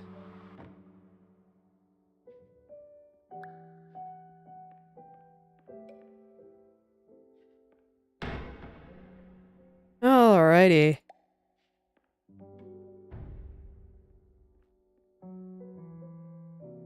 Oh yeah, that's right. I had to make it a little bit smaller than this. So it needs to be big, but not too big. Oh man, precise resizing. The sound effects that probably took the most tweaking were definitely all associated with the resizable objects. For them, I had to make a collision matrix so that the sound of you dropping a box or a cube would smoothly change from its smallest to its largest size and anywhere in between. So to achieve that, there were lots of different layers of the sounds, lots of automated pitch shifting, speeding up, slowing down, lots of crossfading between different layers of the sound, and a lot of trial and error to get it feeling right inside the game. How did I do this again?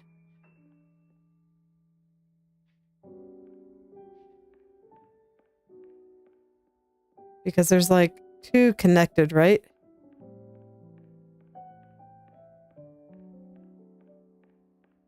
Oh man, I don't remember the answer to this one off the top of my head. Because I have to be large enough to actually fit in there. Where does the other one open up?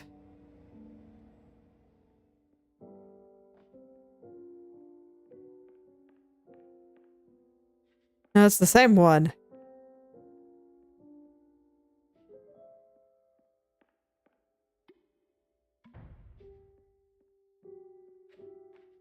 Okay, I'll just try to get it just small enough that I can fit in there.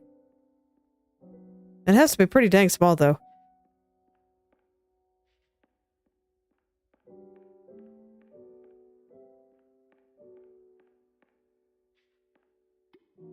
And I can't do it when I'm already inside.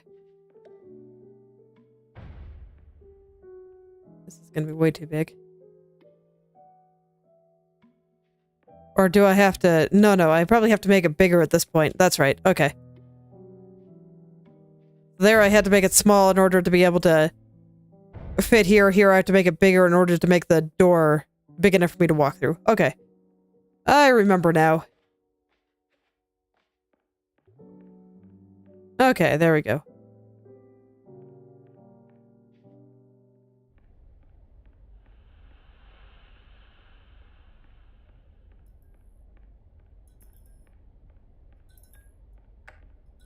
Hello, my name is Dr. Glenn Pierce.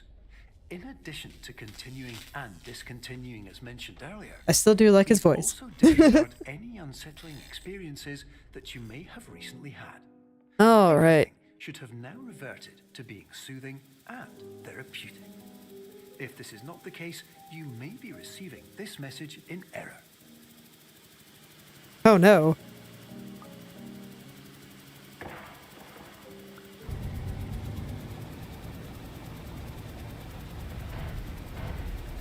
Okay, blow a little bit that way. That this way I can get inside. Oh, I see. Normally it's on the ground. Whereas, for some reason in my playthrough, it landed on some other stuff. Okay, that makes sense. What was going on in here again? One of the windows I could take off.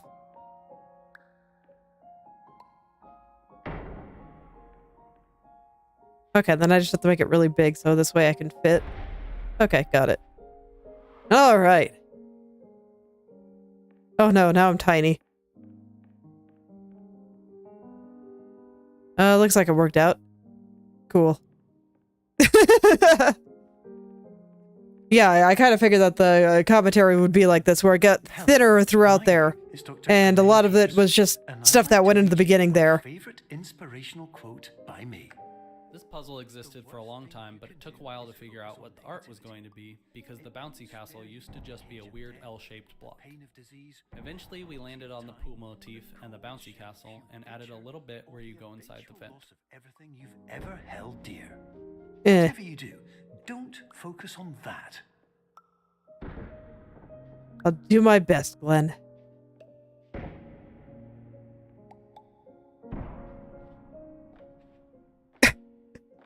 Oh, man.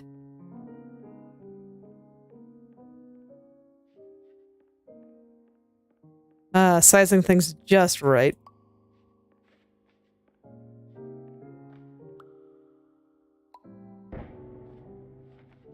Okay, there we go.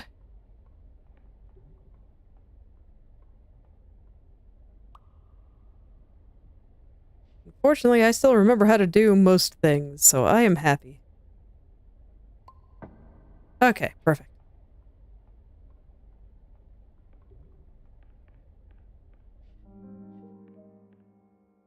Let's see, there's the door. Okay. I didn't want to fall down. Because we have portals that you can resize, the player can freely change their own size. This actually created a design problem because you could never predict what size the player was supposed to be.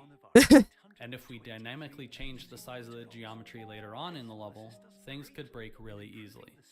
So instead, we added these portals, like this doorway over here, which changes size in order to resize you back to the normal scale of a human. Protocol shortly. Okay, can I get it up there?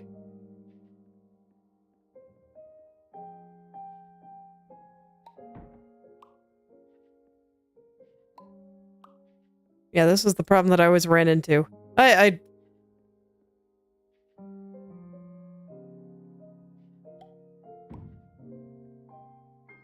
This is one of those rooms that I felt was really finicky, and I still wonder if I'm doing it right, but I can't see another way up there other than literally just dropping this thing up there and hoping for the best. I guess I can try to get a little bit bigger.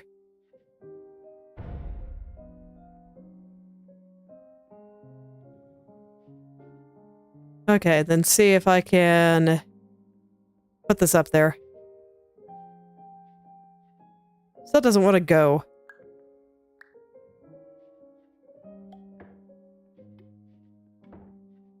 Try to get some of the doors out of the way so that this way I can hopefully, you know, in theory, plop this up there. In theory.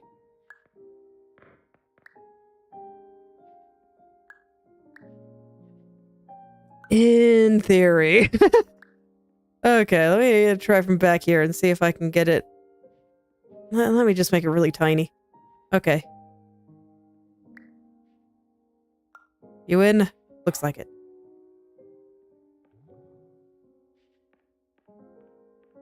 Okay. I saw a commentary thing up here, I think. Where am I? I could have sworn that I did. Oh no, I'll be sad if I missed it because of how I solved the puzzle. Can I go back through then?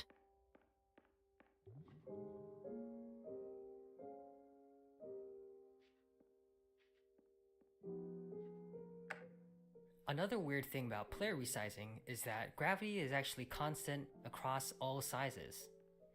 So imagine you're in the perspective of an ant, and a giant shoe is coming down from the sky to step on you. That shoe in your mind might take a couple seconds, but in real life, it would be instant. Whatever size you are, large objects traveling through space should feel like they are moving slowly.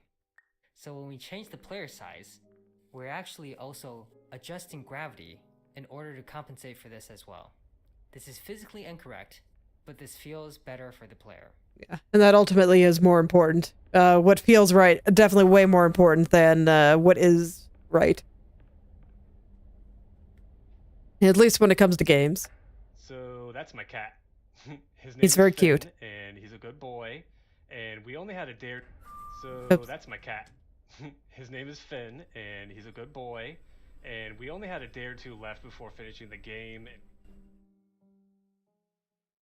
Okay.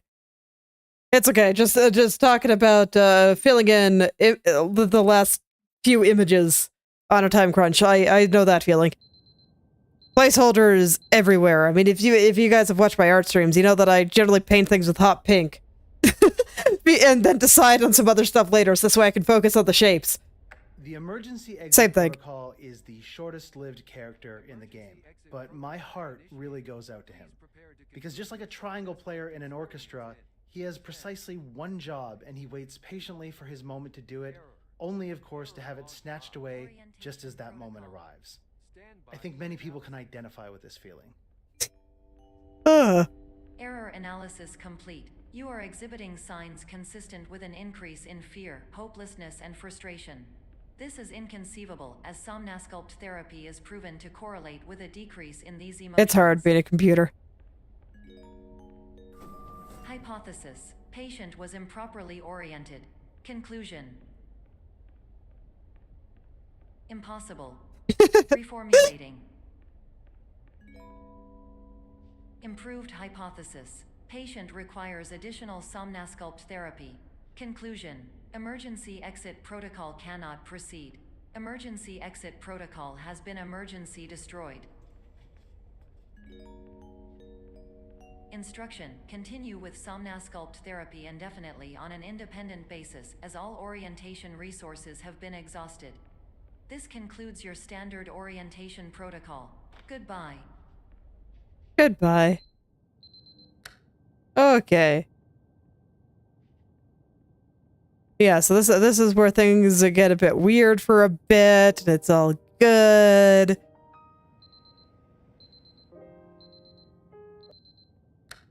And I'll just keep looking for further commentary here. I am glad that it gets shorter and shorter every time. Doodle-doo-doo. Doodle-doo-doo. All right. Time to walk in the ceiling. Let's go. Let's see. I only kind of remember parts of this. Let's see. Where's the clock? There it is. Perfect. It's okay, computer. I'll walk down the hallway as many times as you want.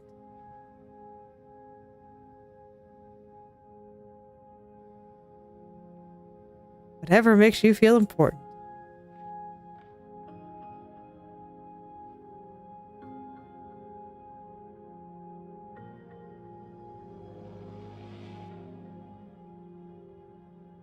Okay, I don't actually remember the solution here.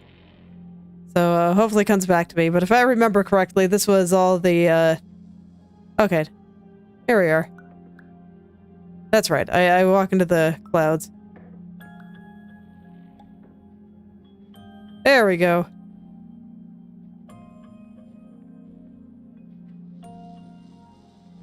Okay, and then this is the one where you have to look the wrong way first. Hello, my name is Dr. Glenn Pierce. Thank you for completing the Somnosculpt Standard Orientation Protocol. Before we begin the first phase of therapy, I'd like to briefly I just randomly hit the jump button. finite and fragile nature of the dream state. Okay.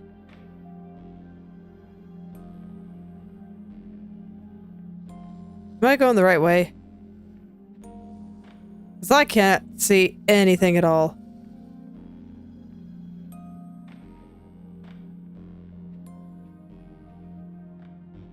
I thought this was the different puzzle, but I guess it wasn't. Okay. I'm remembering things in the wrong order. We had all these surprise moments prototyped, and so I wondered what it would feel like if we had a whole level of surprise moments. I wanted it to be fast-paced. The working title for this level is Chase. This is the boss level of the game, basically. It's inspired by the third act of the movie Brazil, how it gets crazier and faster-paced over time. I don't actually remember how to get through this, so I'm gonna have to think about it again.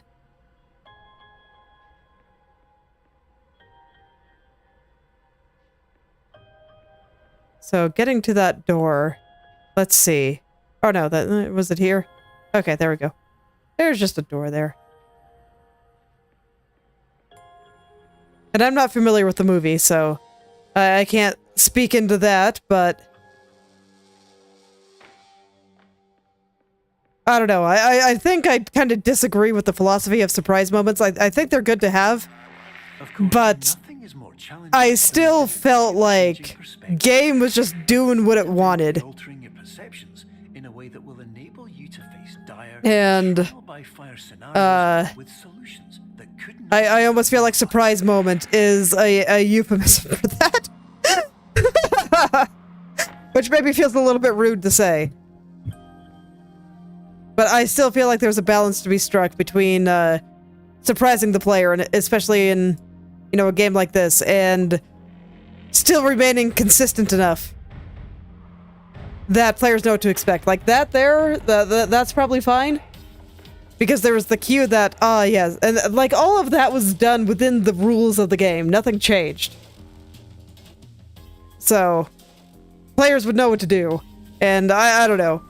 Shenanigans. Throughout the game really goes through a significant transformation, but the piano is always there to guide you.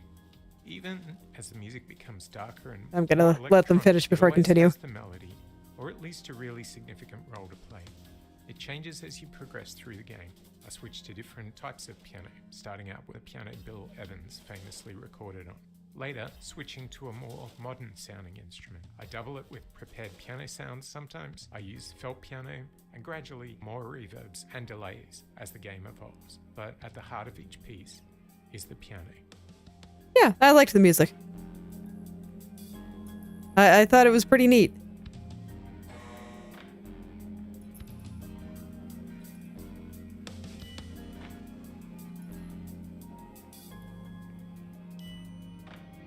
It was definitely very atmospheric. I enjoyed it. And it definitely has a soothing quality. I can definitely believe that the piano is at the center of it all, since... Well, I mean, if you listen to my art streams, I picked piano music for that too, because you can do a lot of different things with piano. And in my case, I just tried to keep things pretty simple and soothing. Oh, okay.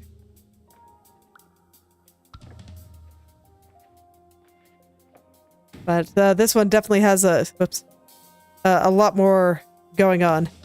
My dice went away, and I fell down. Is it gonna reset for me?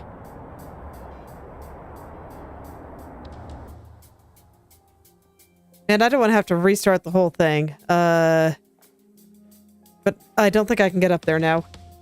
Let me see. 41 seconds. Most X. Okay.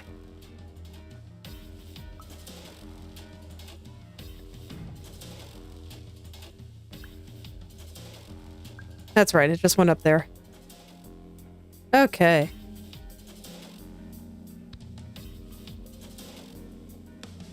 Yeah, I think this is one where I got increasingly annoyed by the rules changing. I was just like, okay, sure. While we respect the unique progress of every patient, you must understand that it is possible to completely exhaust your supply of dreams. The original idea for Labyrinth was to explore earlier areas, but with a new spin on them. Sometimes it was a matter of adding new interactive moments to turn things on their head, while for others, we would take existing locales and give them a new lick of paint and set dressing. Something familiar, yet fresh and unexpected. That instability is perfect for the mood and for general world building too. Conceptually, different patients would be bringing different experiences with them to the dream state, and we wanted to reflect that.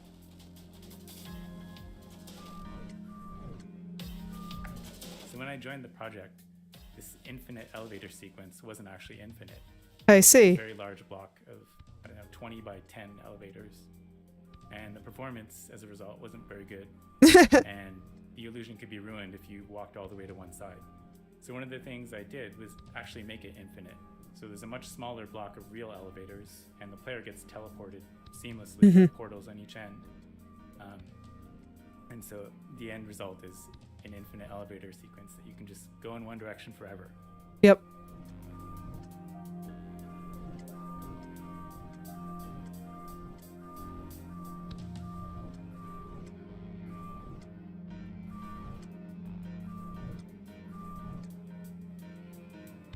Yeah, and that kind of thing does tend to work better, especially with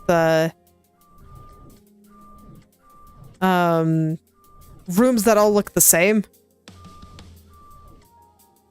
And keeping in mind performance actually is really important. You want people to be able to run the games, and it's actually even a bigger issue in modern times, I think, because there's just a huge variety in the types of computers that people will have. It was a little bit more consistent a long time ago.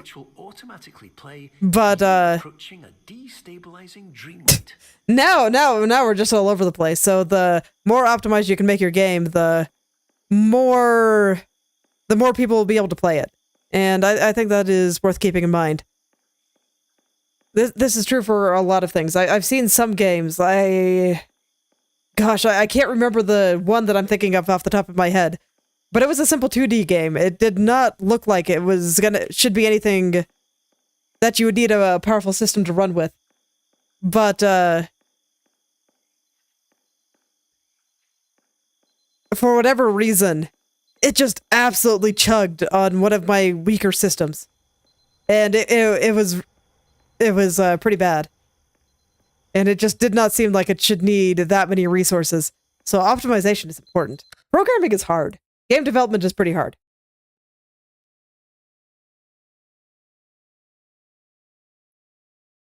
And you can see here just how many little things go into it. So coming up with the way to actually make the portal and the portal make sense for the player was a really tough problem. And we iterated on this for weeks with input from all different team members. So it was really a group effort. But it was important to get it right because this is one of the pivotal moments in the game. And then another thing we had to do was figure out how to make the world degrade in a way that fit with the game's look and feel.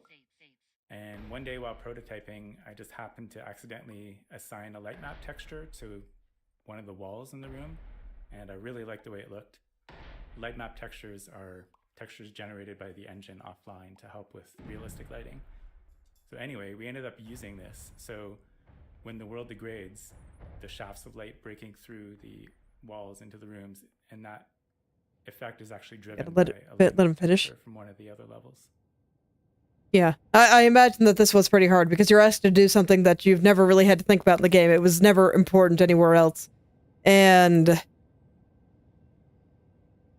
I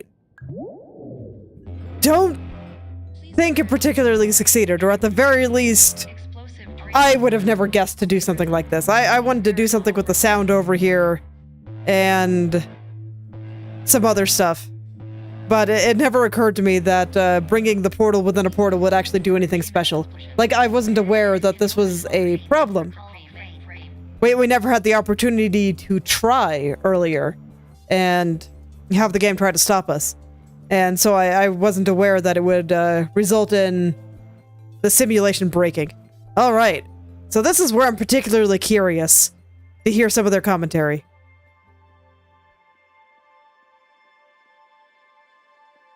This spatio-temporal moment of wonder is brought to you by the very long but invisible rectangular portals tucked behind these empty windows, looking out into other parts of the level you may soon travel to. Very cool.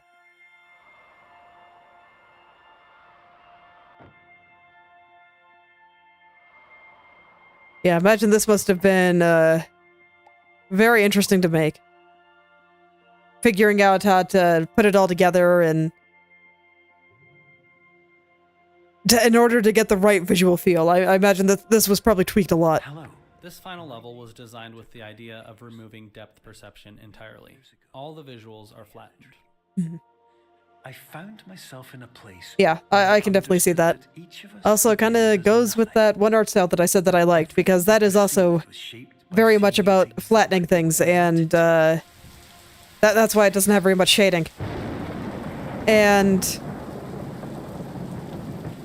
in my case, it's also kind of about things getting lost and bleeding together into each other.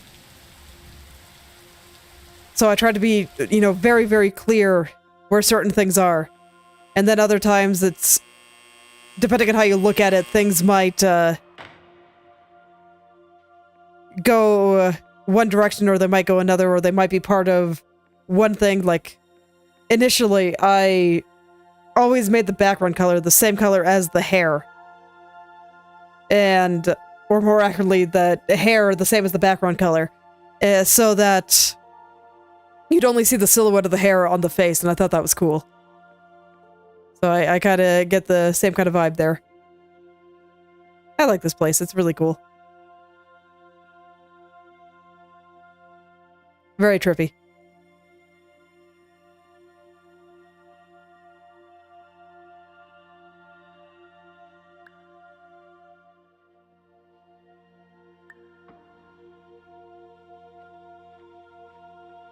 All right. But in white space, I also faced the greatest challenge. I'm kind of wondering if this was based on one of the devs' dreams. Since the universe that the players inhabit is seemingly created in almost a kit-bash way while within Somnosculpt, it was a unique challenge to show the players truly a peek behind the curtains of the system. A blank canvas, a scratch document, an empty sticky note with some notes, little things creatively interspersed throughout. I think I derived some of the inspiration for what happens when you're playing a VR game and suddenly the game crashes to a totally white space. That feeling of disorientation, even though you understand the world around you is an illusion. So, maybe not. So they might have gotten inspiration from elsewhere. I just wanted to take a look at some of the stuff that they left laying around here, since he made such a comment. So I might... Let's see, how long do I have? Okay, yeah, I might spend a bit more time here. I wanted to kind of rush through things so that this way I could make sure that I actually saw the dev commentary for this area, because I was very interested. All right.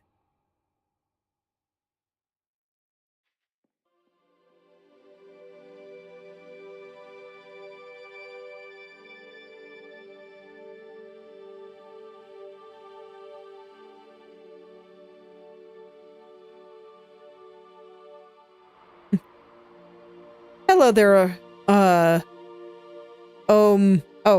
did you delete your comment? Okay. That's alright. Hello anyway. Thanks for stopping by. Negative space is another concept related to changing expectations and changing your perceptions of an object. This puzzle works really well because the solution is obvious in retrospect, but it takes people a couple of seconds in order to figure out. We actually had to add the looping hallway because without it, people would run out of things to do and immediately start rubbing their bodies against the walls and come to the solution almost immediately.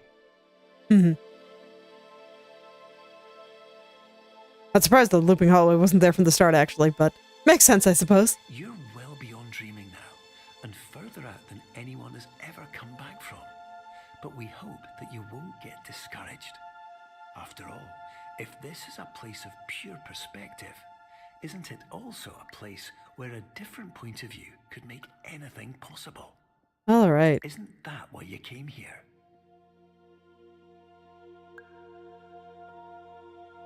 I was hoping there'd be some more little tidbits, because I imagine putting this together was not easy.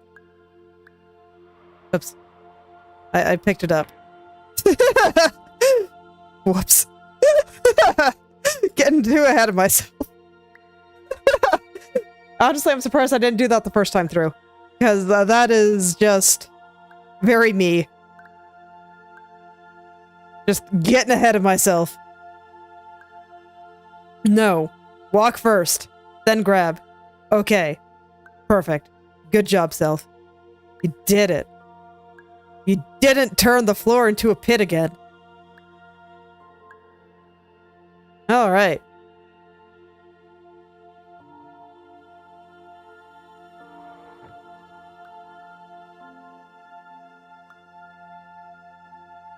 Where's the cheese? There you are. Okay. So make a nice, lovely ramp. I think it needs to be a bit bigger than that, so get close, back up. That should be good. That might actually be a little bit too big, but we'll go with it. Okay, no, it looks like it'll work out. See, look how cool this place is. Even if there's not much commentary, I'm still kind of glad I came back. I don't have quite enough time for me to want to take it real slow, but it's alright. Oh, but then there's this room. Okay, this room makes me sick, so I'm closing my eyes here, and I'm just gonna check in occasionally, because I will puke if I stay in here too long. Hopefully there's no commentary. Or if there is, they put it in a place where I will be able to find it.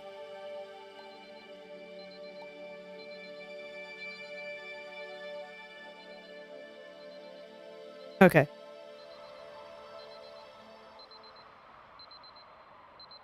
Ah, so you're physically unable to land on the red part. Okay, I was just concerned the first time through. I remember that.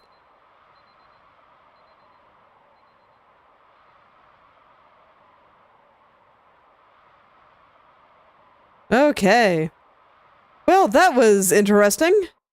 Yeah, I'm glad I went through their commentary. They had some interesting things to talk about. And, this goes to show, game development is hard, and game design is hard. And even though I was, a little bit critical at a lot of aspects of the game, I do think it was a very interesting little game, and I did enjoy playing with the core mechanic here. Hello, my name is Dr. Glenn Pierce, and by now, you may have realized that all of this has happened exactly the way it was supposed to. This last was something that Logan and I worked together on for a really long time.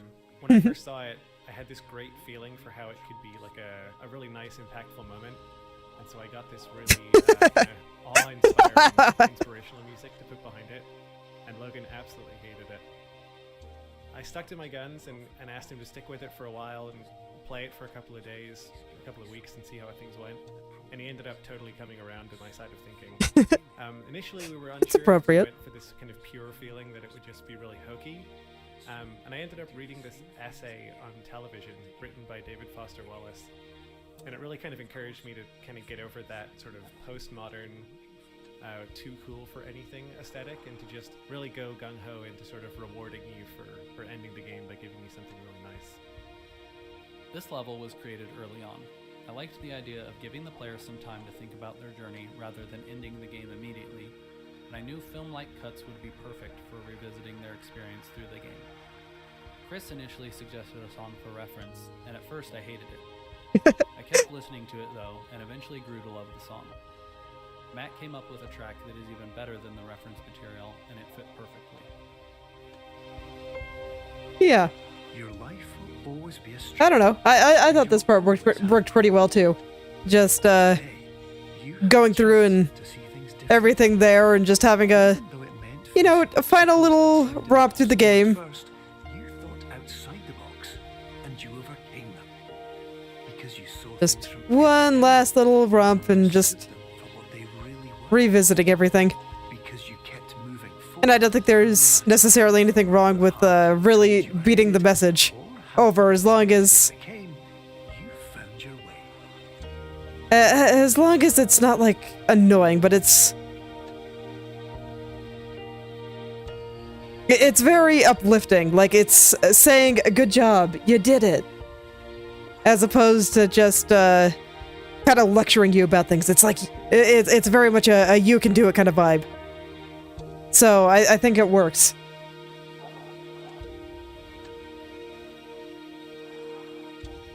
So yeah, I can agree with that. Be back in the real world. Some part of you will say that none of this was real. So how could it have really meant anything? But just like the power of perspective itself, it will have been as real as you believed it to be. All you've got to do is wait up. Yeah, and I guess just even a little bit of my own perspective on dreams. Even if they're not real, there are aspects of them that will mean something to you.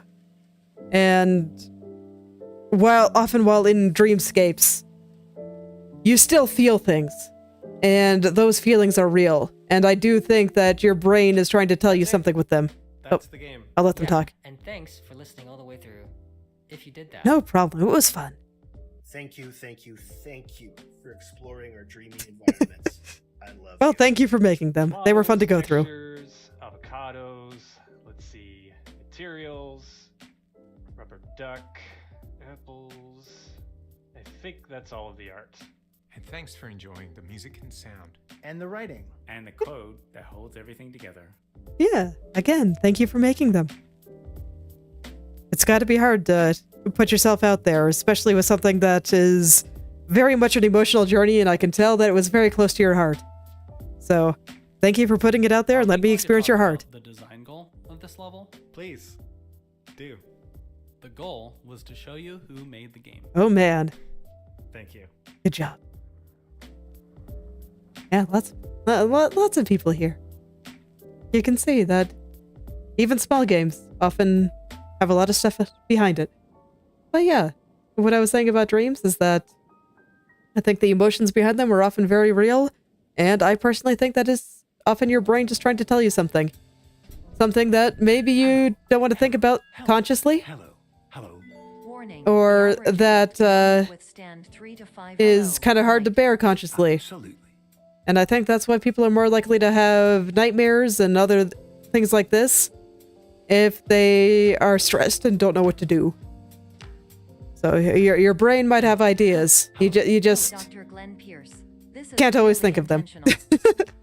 Why do I So, feel like everything is I think going wrong? people Noted, Dr. Pierce. should listen to their games or to their dreams. There is information to be found there, and Warning. perhaps this is more importantly, extremely rude. inspiration.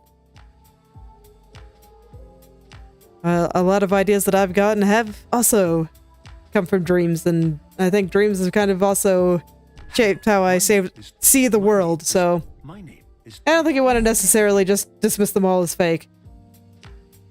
And to be fair, my dreams tend to be a little bit weird, because I dream pretty lucidly and I remember pretty much all of them. Anyway, my name, And I can pretty much always tell that I'm dreaming. and I'd like to thank you. This is respectful. Alright. Well, that was interesting.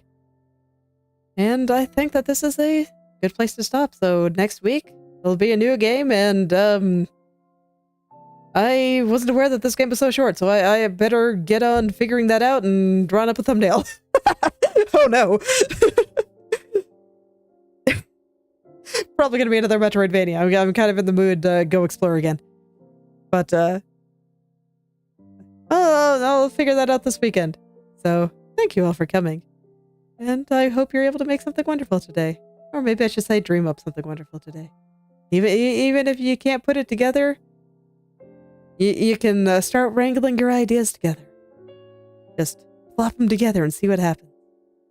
Well, I will see you all tomorrow.